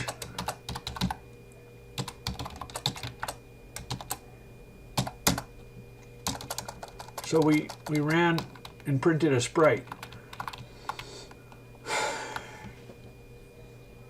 And this is God.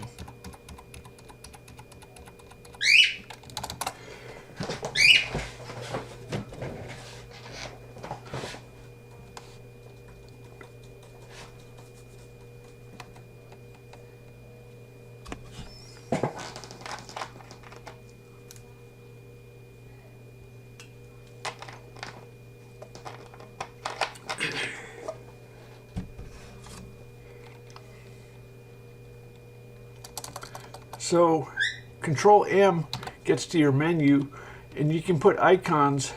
This is a document, and these are, see, this is a document. You can move them around. You can even take these and put them on the clipboard, and you can put them into a program. And these will still work. So a program can have, that doesn't make any sense really, but the same document format applies everywhere. So you can put these at the command line. So now they're at the command line. So you can They still work. What these do is they spawn a pop-up task. If you say PU, it's pop-up. This spawns a new task. If we get rid of that, you can see what happens. And this is the payload. Left macro include, and now we have to. It's inside of quotes. So you have to include. Now, if we get rid of this pop-up, then it'll put it on the command line on the current. Oh, that's not what we want. Okay, that's kind of broken. What's happening is it's printing a space on top of. It's printing on the top. If we put a -X, I think it'll work. This is just silly. There's no point even doing this. Okay, Control T. It's hitting. It's printing a space on top, and that's triggering it. But if we say +X, it'll go to the bottom. Anyway, there it went to the bottom. Hey, Bomber Golf has some unused variables. They don't show up.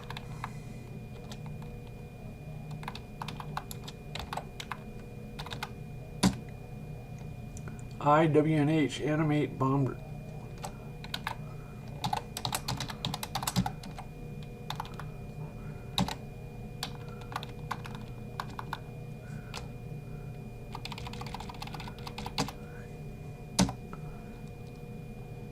Parent animate task. How'd we end up with so many?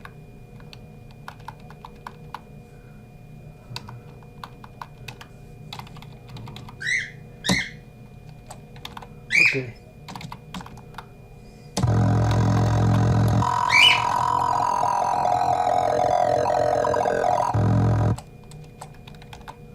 Okay.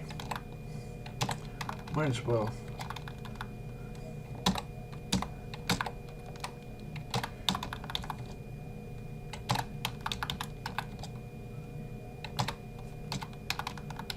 Okay, so it's doing a lot of work.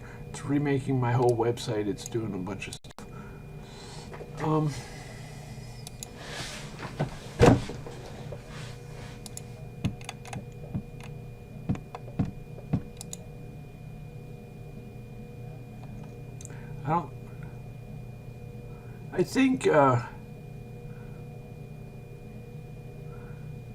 I think it's watching professional sports that, well, I think God has no interest in watching professional sports.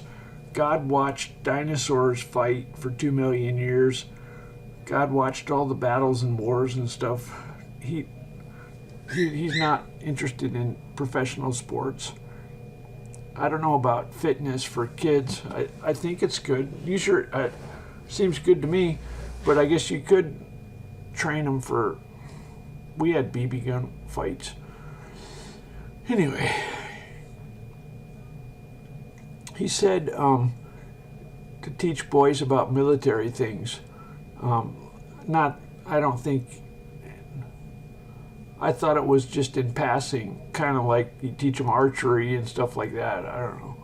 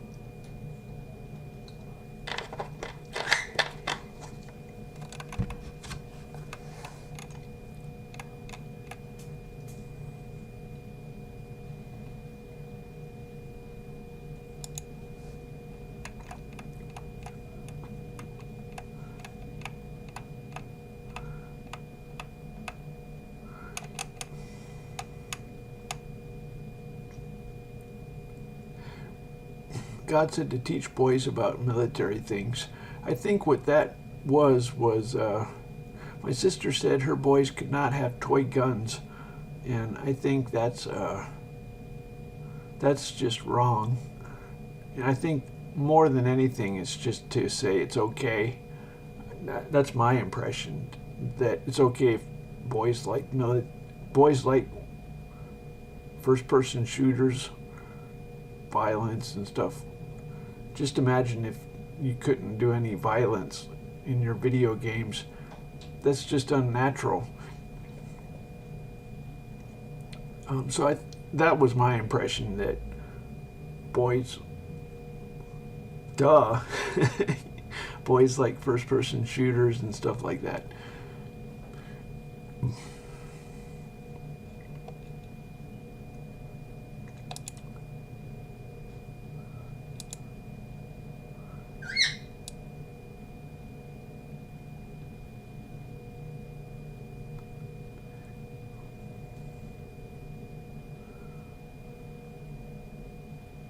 You might think, I used to, I said, what if we wrote a new Bible? If you think about the old Bible, that's just crazy. Could you imagine sitting down and writing a Bible and making it turn out like the first one? I mean, just think about that. If you got a committee, what are the odds it would turn out like the first one?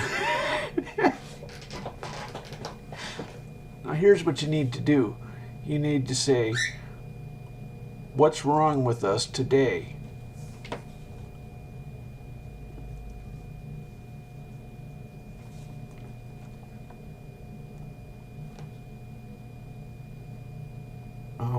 Not completely. I don't think that's, but I think that's pretty profound.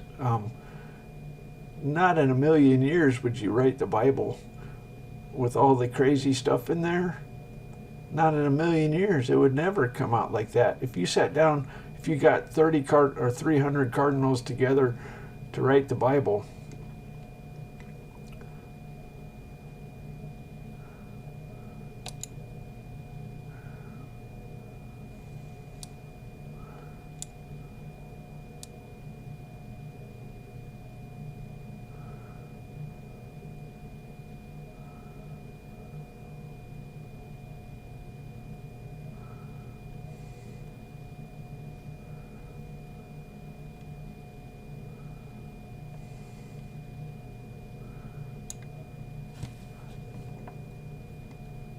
I was thinking, if my sister wrote the Bible, it would be Teletubbies. La-di-da-di-da. No violence. Teletubbies.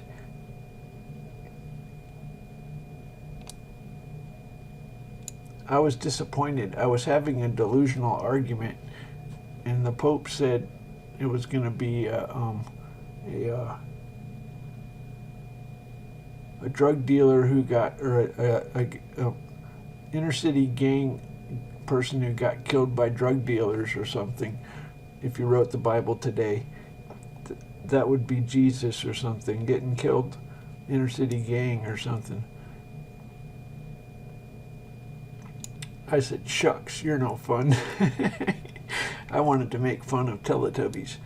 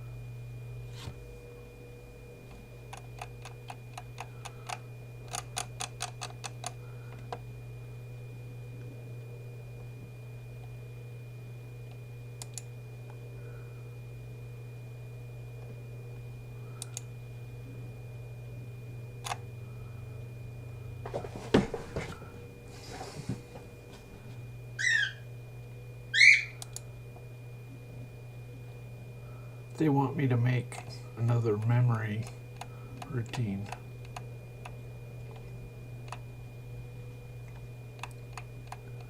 I don't want to. I don't want to.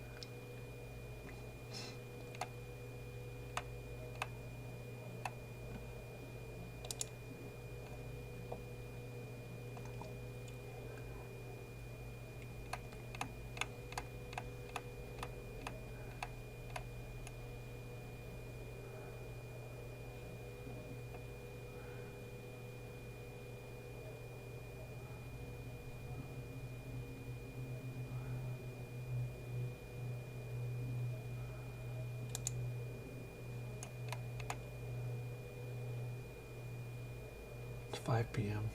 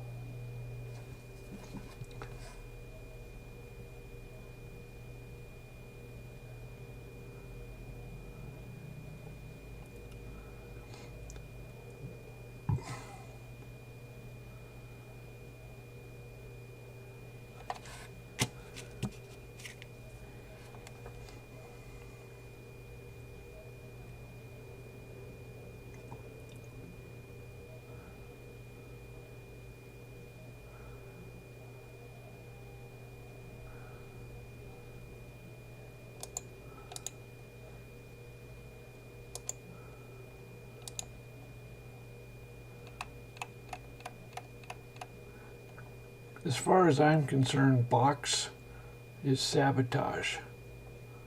It's an emulator, isn't it? It doesn't do 64. If it doesn't work, then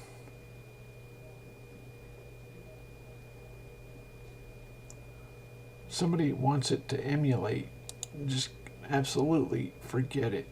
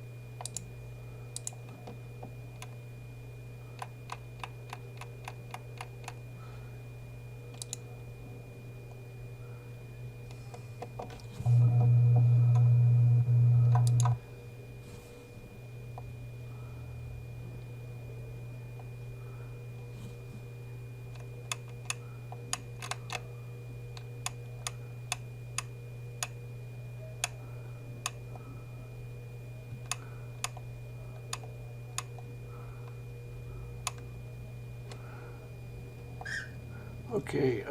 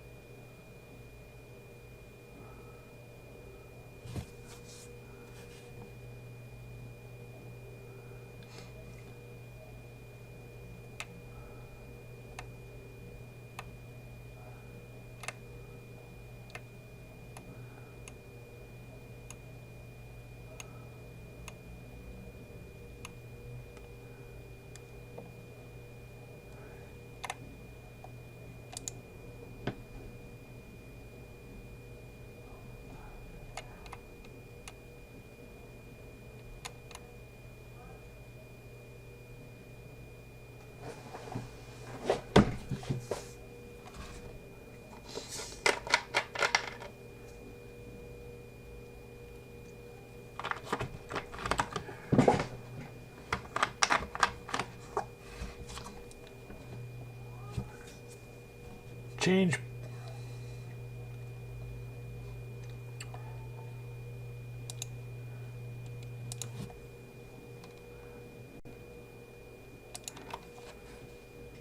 you want to change BCE CE back to AD BC.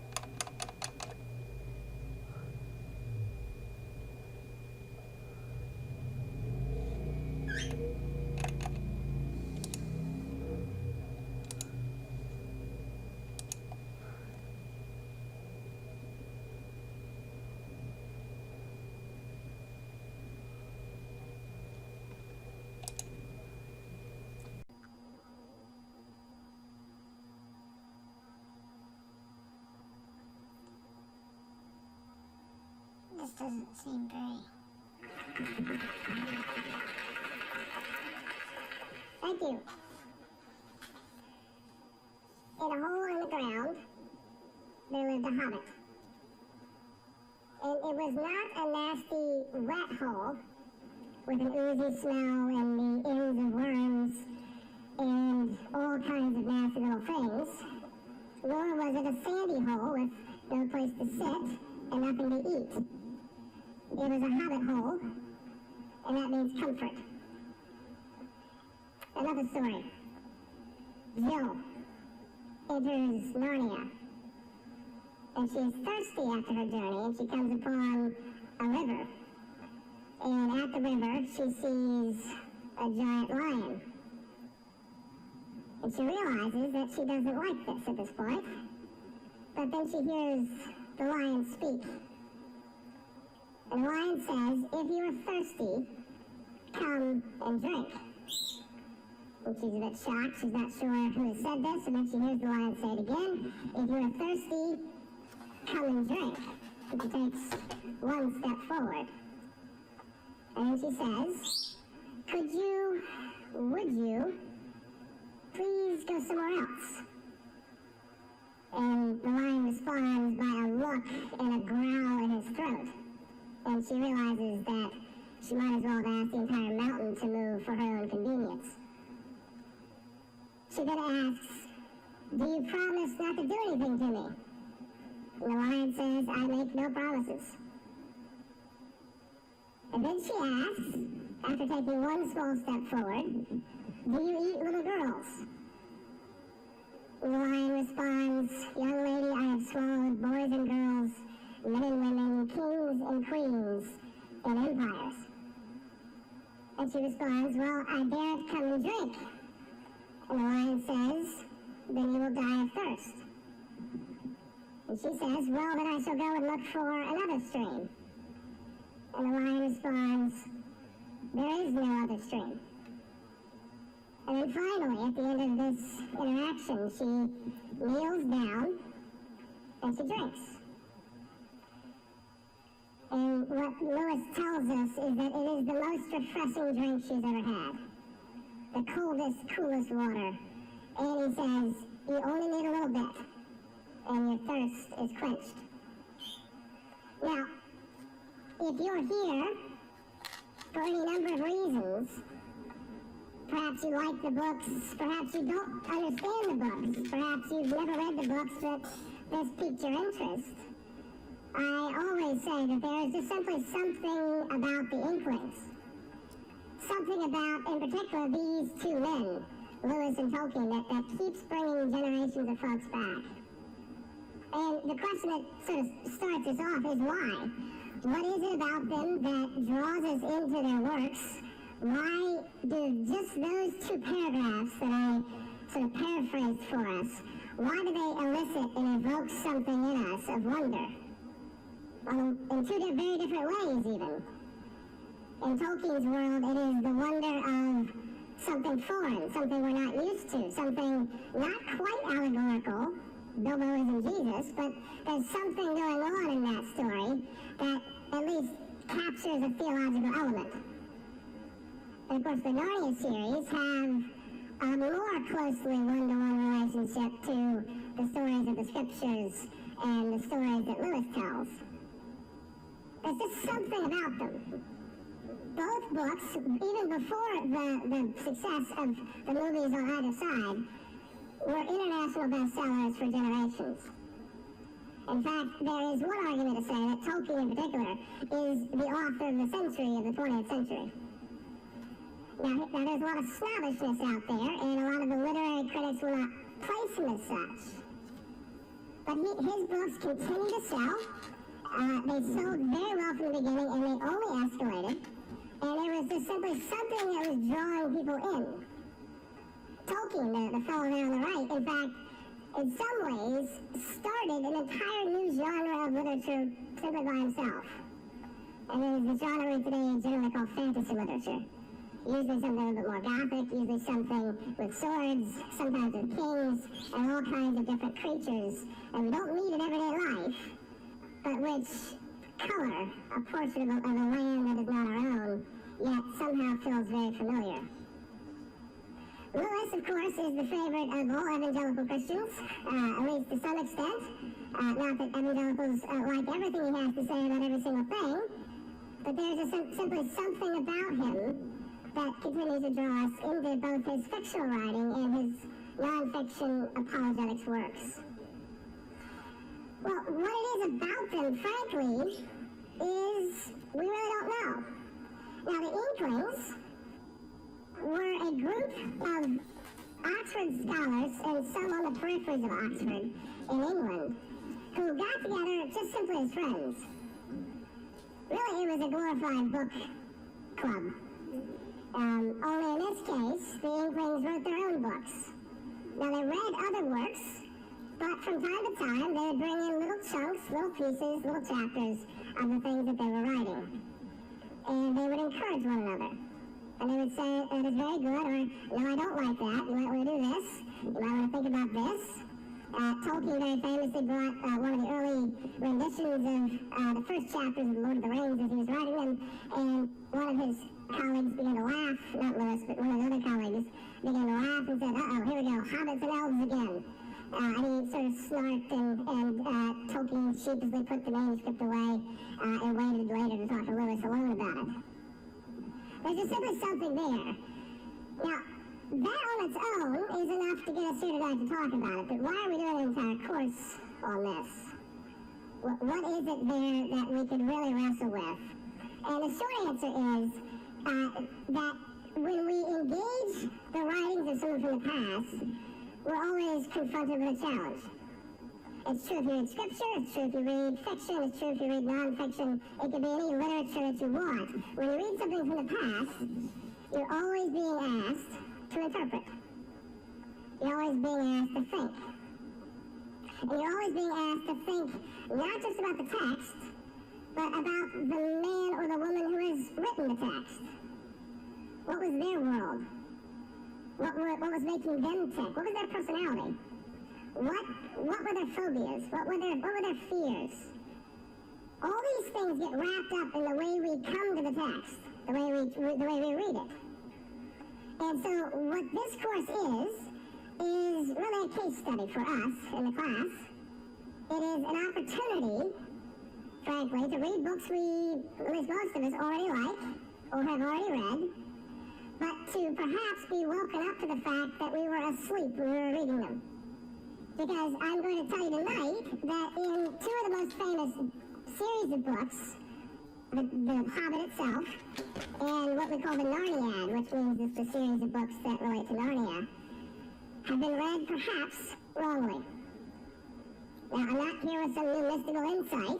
I'm not here to give you something brand new that isn't already out there in the literature of all the secondary sources. But I find it always a bit sort of startling whenever, say, I come to talk to someone about The Hobbit, come to talk to someone about the Narniad, that I always get at least one response, and I'm sure it's lurking in this room somewhere, which is, well, that's just kids' literature. That's just children's literature. Now, the important part of that sentence is the word just. Just children's literature. As if the book was some sort of fantasy, some kind of imagination, some kind of escapism that we're supposed to read to escape the cares of everyday life and then put down and go with a sigh and go back to the everyday things that are around us. Lewis actually had a good response for this. He says, unfortunately, the only people who don't like escape are jailers. So escapism isn't necessarily always the worst thing in the world. Nevertheless, what I'm about to say tonight is that if you've been approaching these books in that way, if you think that this is just children's literature, that there's not something going on, that a group of Oxford professors wouldn't think of something a little bit more deep than, I know a good story. Let's do this. Let's have little short people with hairy feet. That will make them really buy my books. That if that's all you have when you come to it, then there's actually some deeper level of engagement that perhaps is missing. Now, let me start by saying that Lewis and Tolkien, if they were here tonight, and if you were to tell them, well, all I read for is the enjoyment of the story, would actually respond, good. That is fine. You don't have to be a savant, you don't have to be a literary critic, you certainly don't have to be an Oxford professor to understand the books, which is why they wrote children's literature. But, what they always said is that if a good story is good, it always invites the person back into it, multiple readings, and it always wakes up in the person's mind something deeper than just the story itself. And so tonight, that's what I want to take you through, the elements of this story that are a bit deeper, so that in the end, if you reread, or at some later date reread again these stories, they might evoke something in you that might not have been there before. Now, pop quiz. Which of the two men on the screen wrote an allegory? Come on. Lewis. Anyone else? Did Tolkien ever write allegorically? He said no, someone says. Good. The answer is neither do, and yet both do. What do I mean? Allegory is one of the most misunderstood things, I think, in the engagement with these books and with other books. And that is because I think in our modern vocabulary, the word allegory has kind of become mushy. Very often what we mean by allegory is it represents something else. So if I talk about Pilgrim's Progress, that's a very clear allegory. So much so that the characters are actually named for the thing that they're representing. So you have patience sort of speaking and it has legs and it walks and it talks, these kinds of things. Very clearly allegorical. Does Paul, the Apostle Paul, does he use allegory? Yes. When he refers to the church as the body of Christ, he is speaking, as we say in English literature, in an allegorical fashion. He's not saying that Jesus' body is physically us, that we are somehow skin cells and liver cells and stem cells and all these kinds of things. What he's saying is, there is an analogy. When you look at a body and you look at the church, there is an analogy there. There is something that is represented by the image of a body. And both of these authors, Lewis and Tolkien, are very open to the concept of being allegorical, and they both hate the word allegory. And we actually know this from their letters. The first thing to sort of disabuse you of, the comment, the very common comment actually, that Tolkien did not write allegory, is actually against his own phraseology about his own works. And yet it is also true because in most of the prefaces of The Lord of the Rings, there is this old preface that Tolkien wrote late in life in which he goes, no, it's not an allegory, it's not an allegory, it's not an allegory. So why in the world would I say it has allegory? Well, it all depends on what you interpret Tolkien as meaning. When Tolkien says the word allegory, he means the Pilgrim's Progress model. As if Tolkien is saying, it's not as if I sat down and said, let me think of a good idea for how to communicate the gospel.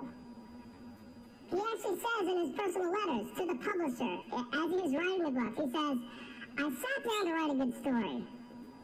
And after rereading it, when I went back to edit the volumes and edit the books, I realized that there was so much rich drama that could be made to communicate biblical theological truths.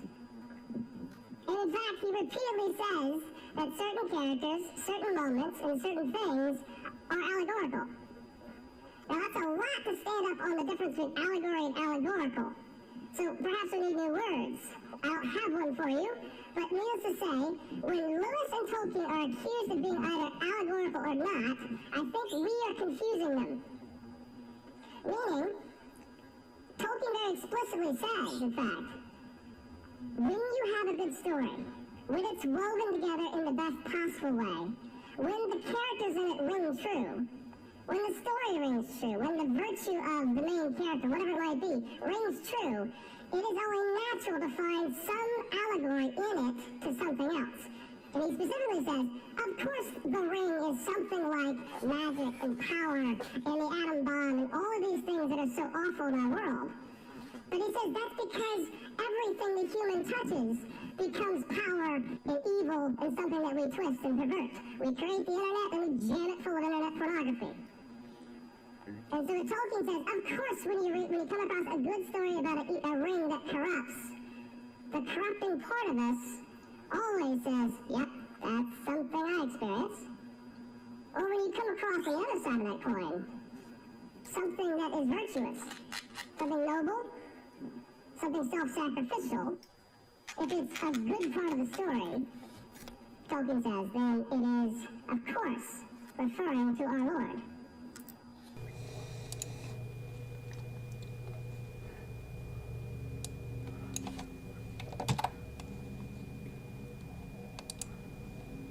Well, it's kind of weird to watch a video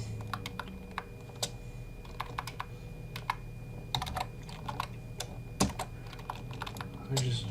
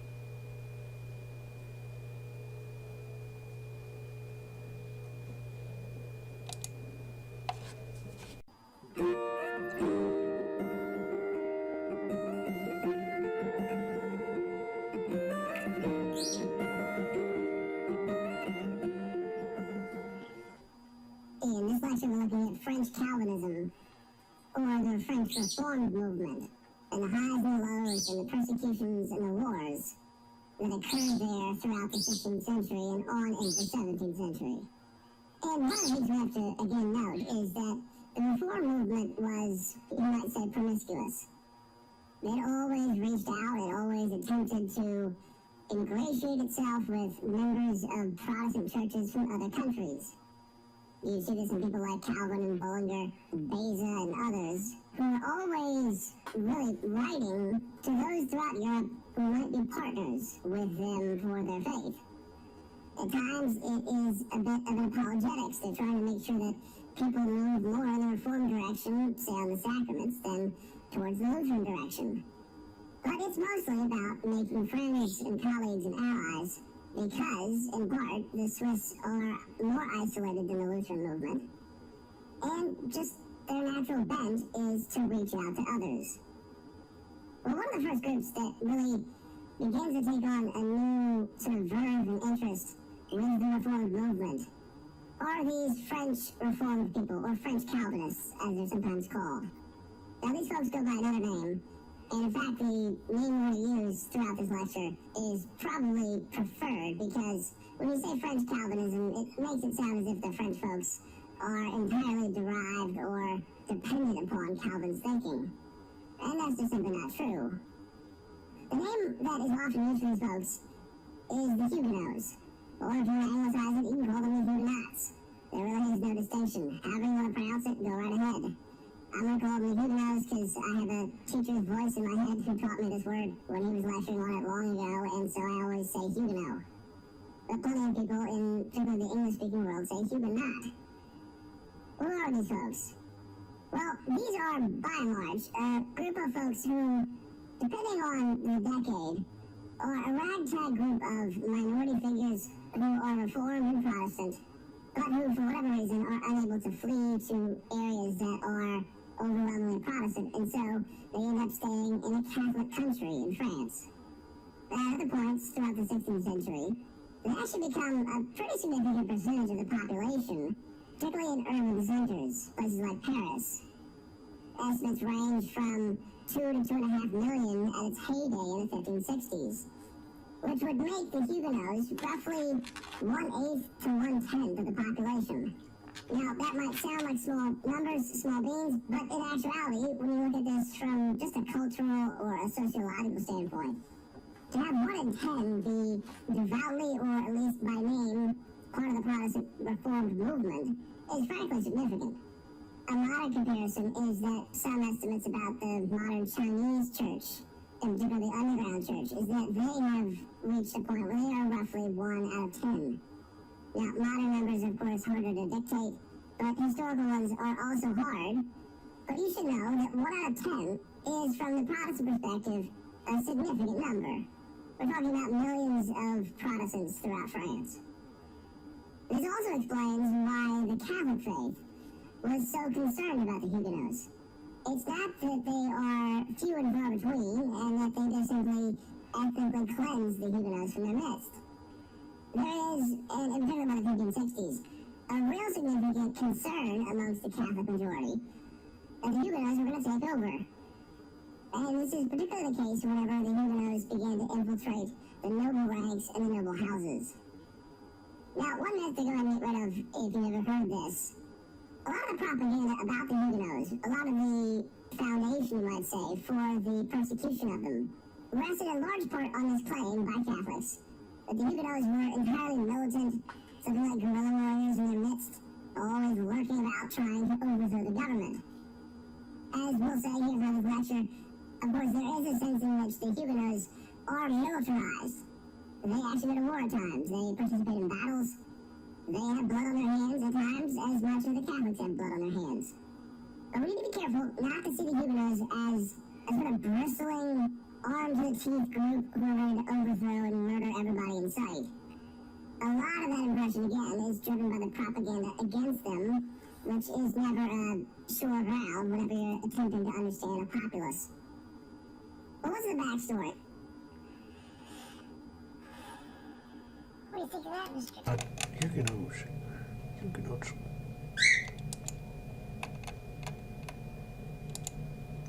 And the Lord. You know,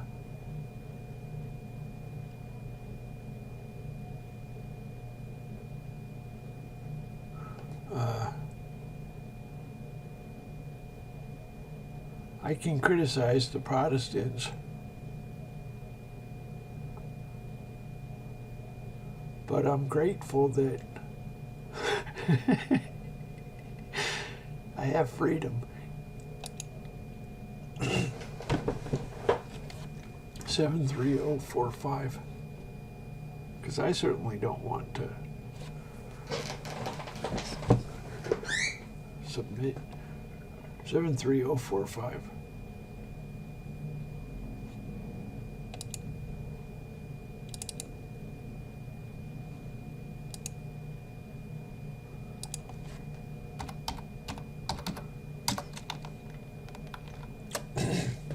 For he shall come up and shall become strong with the small people. He shall enter peaceably even upon the fattest places of the province, and he shall do that which his fathers have not done, nor his fathers' fathers. He shall scatter among them the prey, and spoil and riches. Yea, he shall forecast his devices against the stronghold, even for a time. And he shall stir up his power and courage against the king of the south with a great army, and the king of the south shall be stirred up to battle with a very great and mighty army. He shall not stand, for they shall forecast devices against him. Yea, they that feed the portion of his meat shall destroy him, and his army shall overflow, and many shall fall down slain. And both of these kings' hearts shall be to do mischief, and they shall speak lies at one table, but shall not prosper, for yet the end shall be at the time appointed.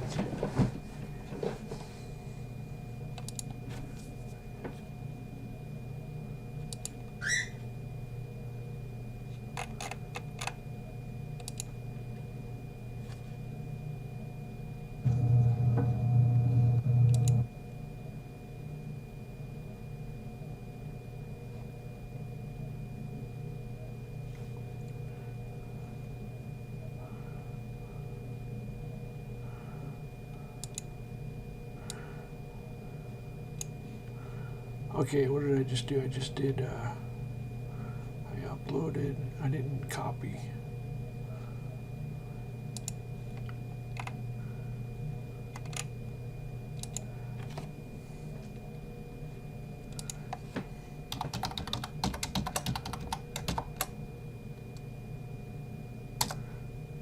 You know,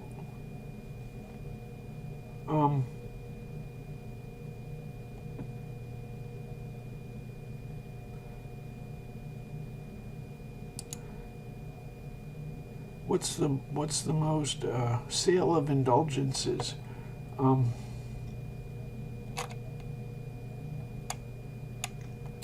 When God actually talks, it sounds a whole lot more reasonable. I don't know how to explain this, but it's like the difference in being an atheist and not being an atheist. If God has never talked around you, you're pretty much like an atheist. I'm not being. I'm not trying to provoke. I'm just saying, if you're not used to God talking, you're pretty much like an atheist. Just like, for example, when I thought sale of indulgences was scandalous.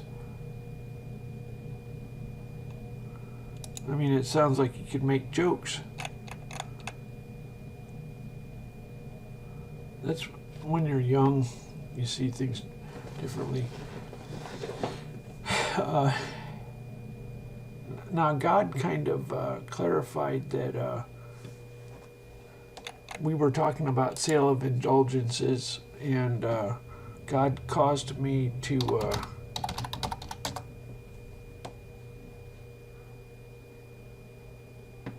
I was kind of led by the Spirit to include this video, and this definitely makes indulgences look not so good. The guy paying money is not going to accomplish much, but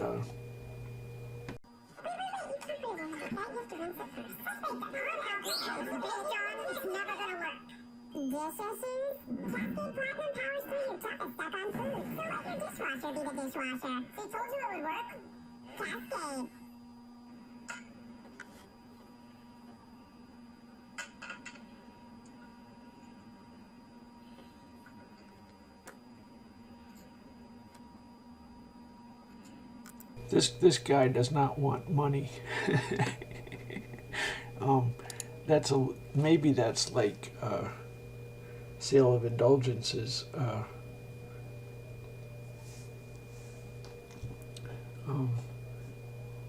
Actually, I think basically highs and lows kind of balance. God said that's vulgar to say highs and lows balance. That's not how it's a lot more. It's more complicated. Anyway, I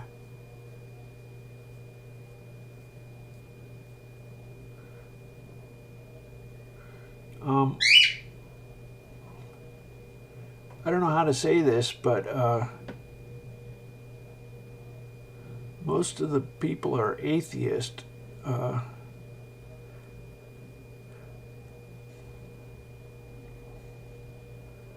It's really hard to explain.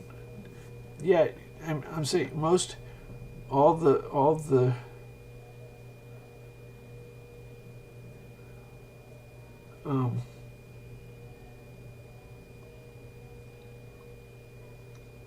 the Christians, the meek, the sheepish little Christians, are their mindset is actually very atheist. Believe it or not, I don't know how to explain this, but they don't really believe, or there's something. Maybe I should explain better, but there's a world of difference when God is so real that he talks, and when God is not so real that he talks. It makes a big difference. It's the difference in being atheist and being believer. If God talks.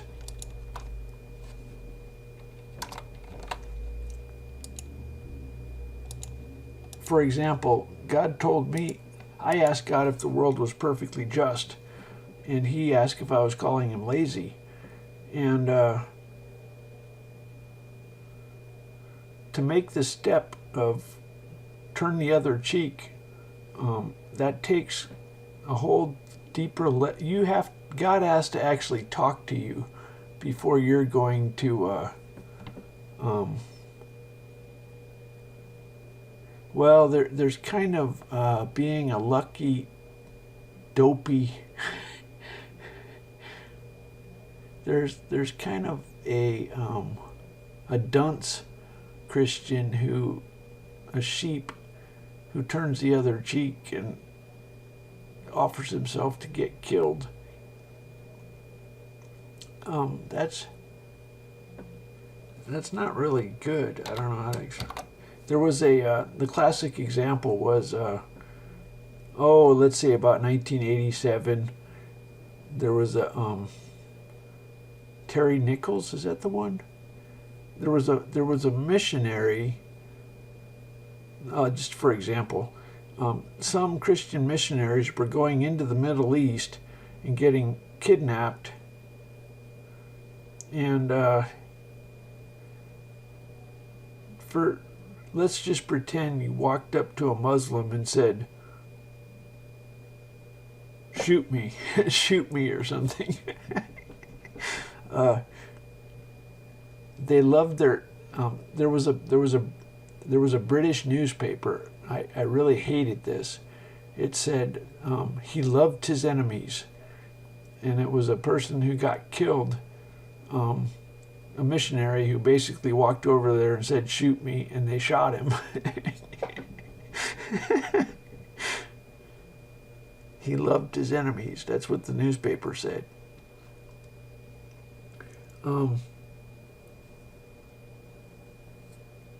So there's kind of,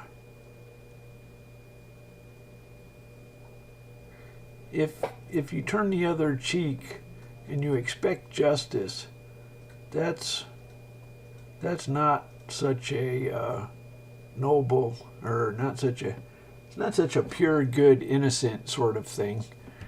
When a person turns the other cheek and they have no clue that justice is going to happen, then it's kind of, I don't know, it's kind of a naive, innocent sort of thing.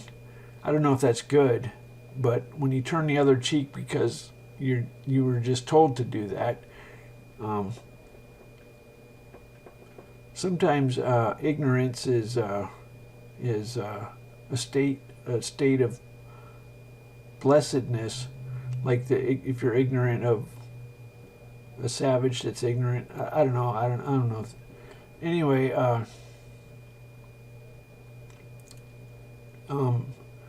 one passage says, "Turn the other cheek because it will heap hot stones on the head of your enemies." Hot stones on the head of your enemies. There's something like that, and that's not quite as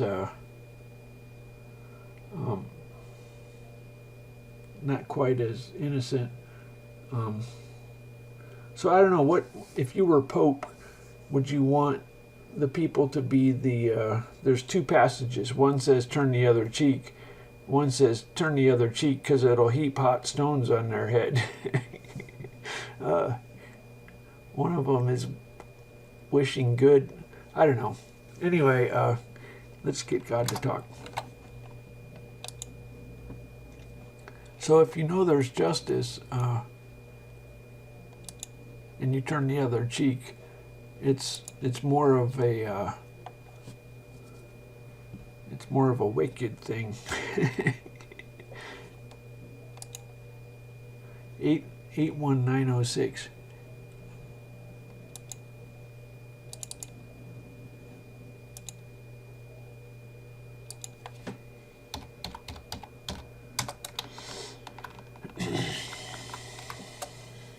Mourned and wept. And they, when they had heard that he was alive and had been seen of her, believed not. After that he appeared in another form to two of them, and they walked and went into the country. And they went and told it to the residue, neither believed they them. Afterward he appeared to the 11 as they sat at meat, and upbraided them with their unbelief and hardness of heart, because they believed not them which had seen him after he was risen. And he said unto them, Go ye into the world and preach the gospel to every creature.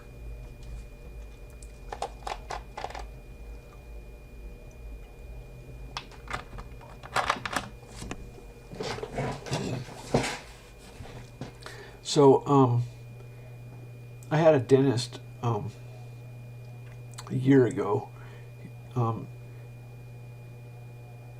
My reality, I'm the CIA. The CIA really does mess with me. I'm in some kind of bubble. I don't know what the deal is. So I had an Iranian dentist. This is kind of what the fuck. I was okay with it. Anyway. So I ended up. This was a year ago. I ended up with I could feel a hole in my tooth after, just after going through the round of fillings and stuff. I had kind of a hole in my tooth, and sure enough, another 9 months later or whatever, that tooth had to be it was rotted and had to be I had to get it crowned, and anyway, God said it counted as a sacrifice. And if God tells you you got credit, then it's like, oh, well, it's all better. If you are assured there's justice, it's pretty easy to turn the other cheek. You can laugh at them. You can say,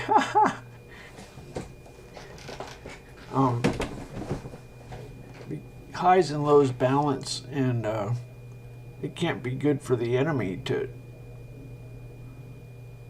On the other hand, that's kind of depressing, because plenty of times I strike people like I want to hurt them, and it's kind of depressing if that backfires or something. Oh well. It sounds really great. Yeah, turn the other cheek and God will do justice. The problem is, what about all the times when you're attacking? Anyway.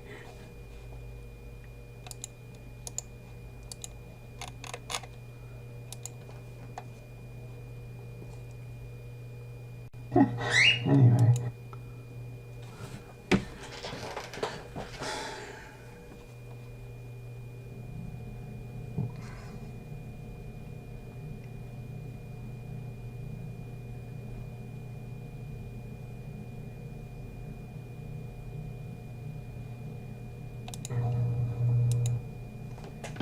God does justice in this life. I don't know if there is another life. So, but don't let that fool you, because this life can be very long. This life can be an eternity. If your life was hell, it would be terrible to be stuck in hell. So don't underestimate.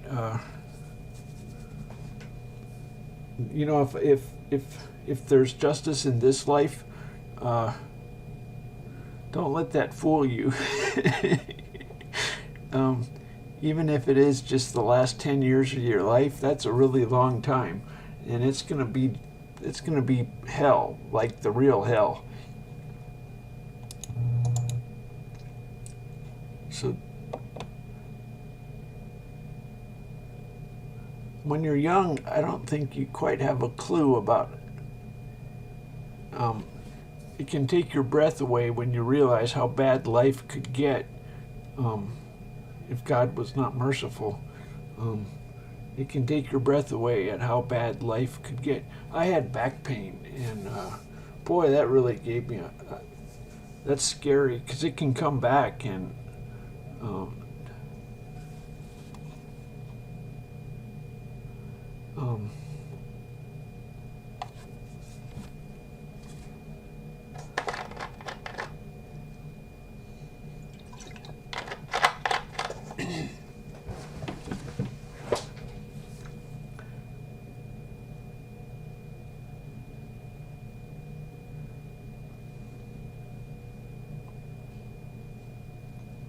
so God said there's justice in this life, I don't. If that's true, formally verifying. No, we're not. We're not kind of. Let me explain.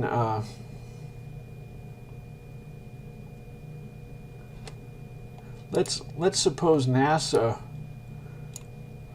You remember 1982? Let's suppose NASA was in charge of making the Commodore 64 ROM.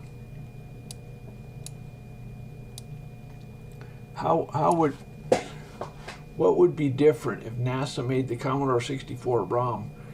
You know, NASA's good at finding anything that can go wrong. But what about, in that case, they had a limited resources, and if NASA had made it more perfect, they would have reduced the functions. Like if you said, okay, we're gonna make this so that it has no bugs, and if you did that, then it would be, you would have to remove several of the features. Now, if a Commodore crashes in some situation, that might be acceptable.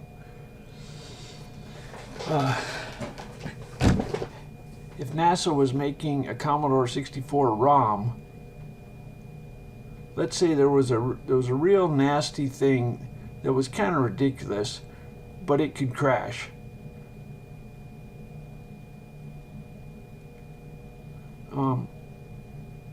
This kind of hypothetical is what I want to keep in mind. This is not a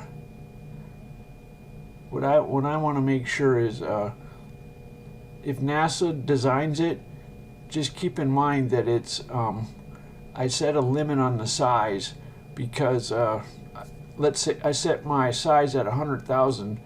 If NASA got a hold of it, suddenly it would be 200,000. That's not what we want. If NASA got a hold of it, it would be 200,000. That's not what we want. Okay, I want to.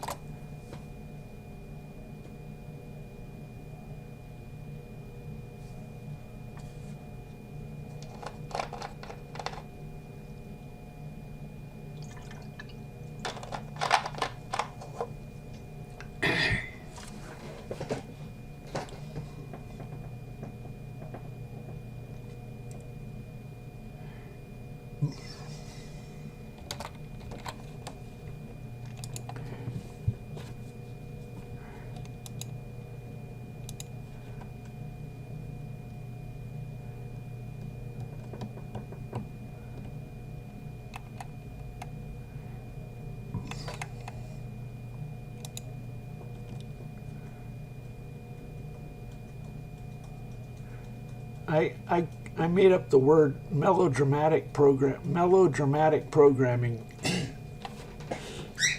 Let's say you're working with a spec, and if you're dealing with a spec, you are you're going to make something more modular, and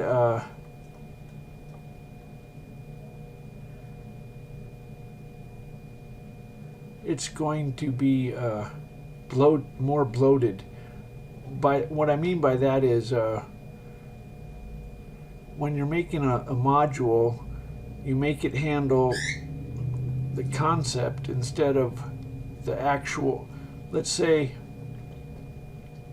maybe I have to give an example. Let's say you're doing a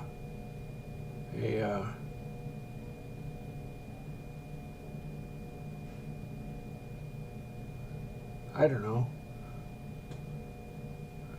computer that controls the flap of the space shuttle. If I tell you to make a computer to control the flap of the space shuttle, then you're going to make it do all the angles that it might encounter. But if you didn't have a module and you didn't have a spec, you would probably more naturally, if one person was doing it, he'd say, okay, well, I know the range is going to be 5 degrees, and he's just less likely to make a lot of extra code for 15 degrees. He's more likely to do 5 degrees. If you wrote a spec, and it would probably come out 15 degrees, and it would have special code for those, I don't know, the dynamics of that or something. Anyway, so I call it melodramatic programming. Let's say it's a dynamic flap controller or something. I don't know. You have a flap, and maybe if it gets into an oscillation, it could be bad. Now, if you come up with hypotheticals that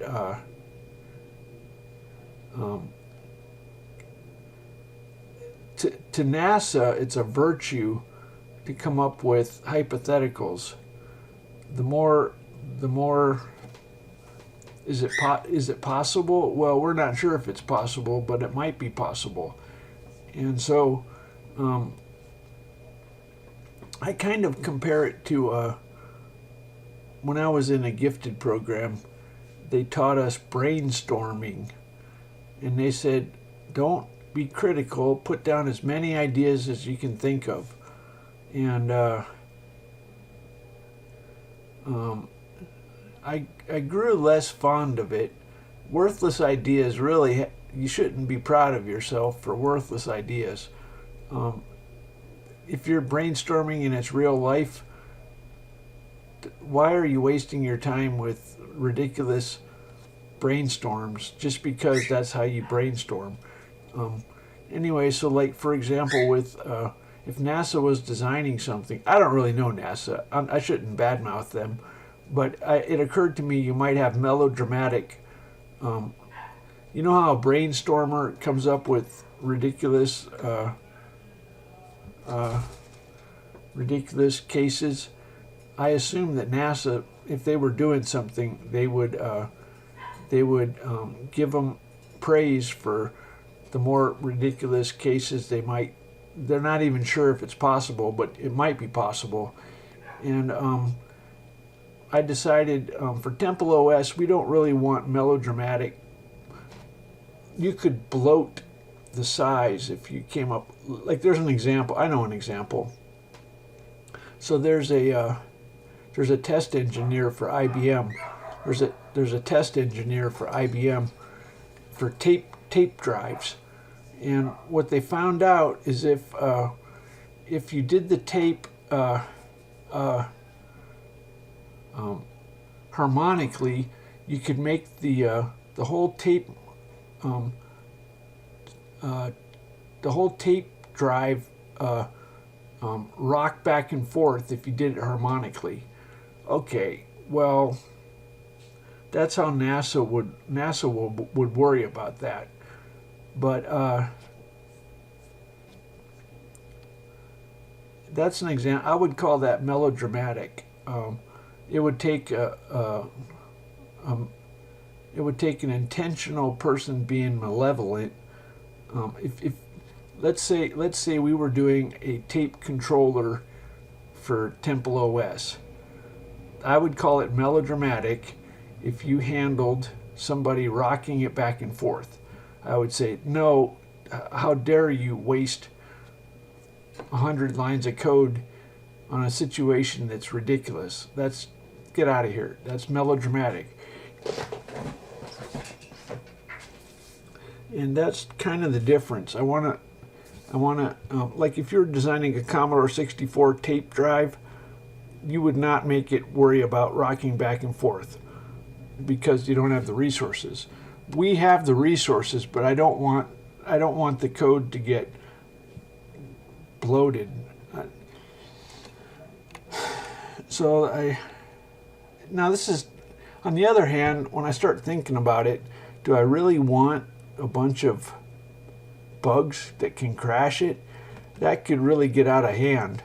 If you just said, yeah, we're gonna start ignoring crashes, then suddenly you could have a lot of bugs, and I don't really like that idea. So maybe I'm not gonna talk about it, but in theory, I don't want melodramatic.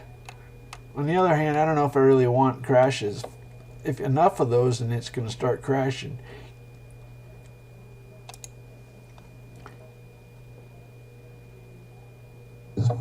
If enough of those, then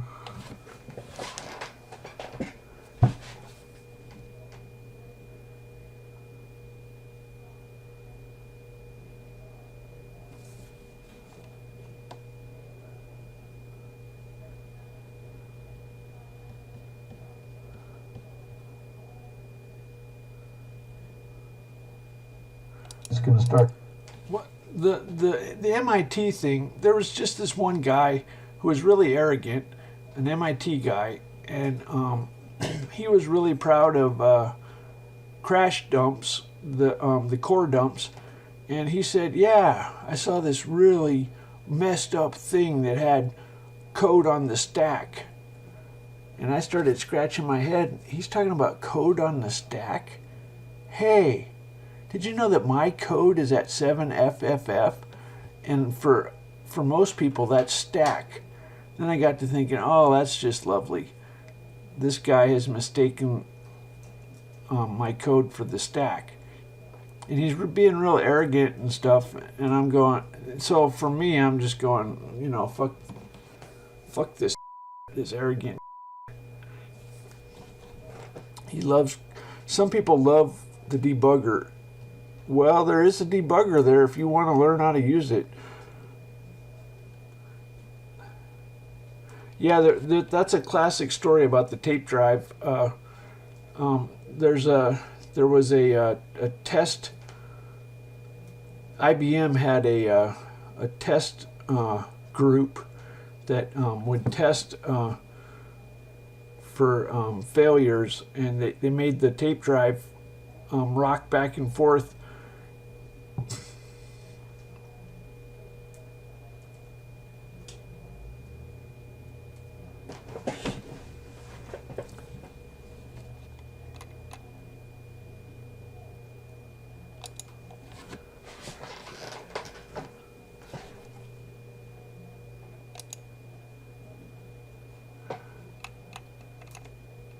Now these people are the most fuck. These guys are not smart, and they're arrogant, and they just completely confuse everything. These guys Now I'm sitting here reading these, and I go, they're talking about me. I can tell they're talking about me. They're confused. They're just wrong, and I just sit here. I can't post because they banned me about 10 years ago, 8 years ago or something. I can't post, so I just read these, and they'll be confused, and it just makes me angry, and I argue, I explain it, but they're really stupid. I think these, you know what? I think these guys, they're not smart. I think they might be MIT people, for example, or my gut would be these people are all stupid. There couldn't be any MIT people here. But these people, I worked with smart people. I don't really know if the world is full of smart people or stupid people. I don't know how to explain it. I've been around a lot of smart people. These people are not smart.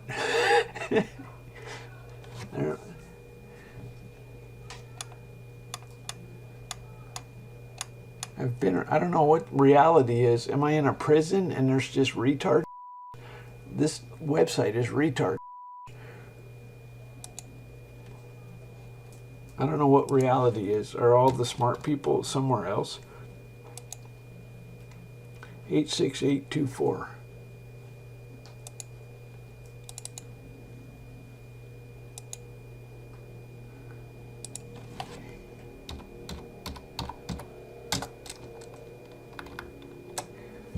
From this hour, but for this cause came I unto this hour. Father, glorify thy name. Then came there a voice from heaven, saying, I have both glorified it and will glorify it again. The people therefore that stood by and heard it said that it thundered. Others said an angel spake to him. Jesus answered and said, the voice came not because of me, but for your sakes. Now is the judgment of this world. Now shall the princes of this world be cast out. And I, if I be lifted up from the earth, will draw all men unto me. Thus he said, signifying what death he should die. Well, voice from heaven, that sounds like delusion.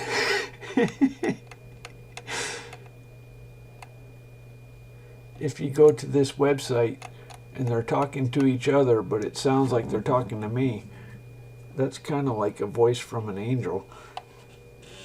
Either that or they're just prison wardens or some shit. I don't know.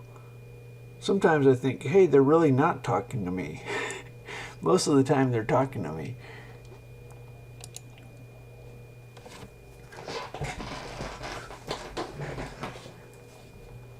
Just, I get abused by angels.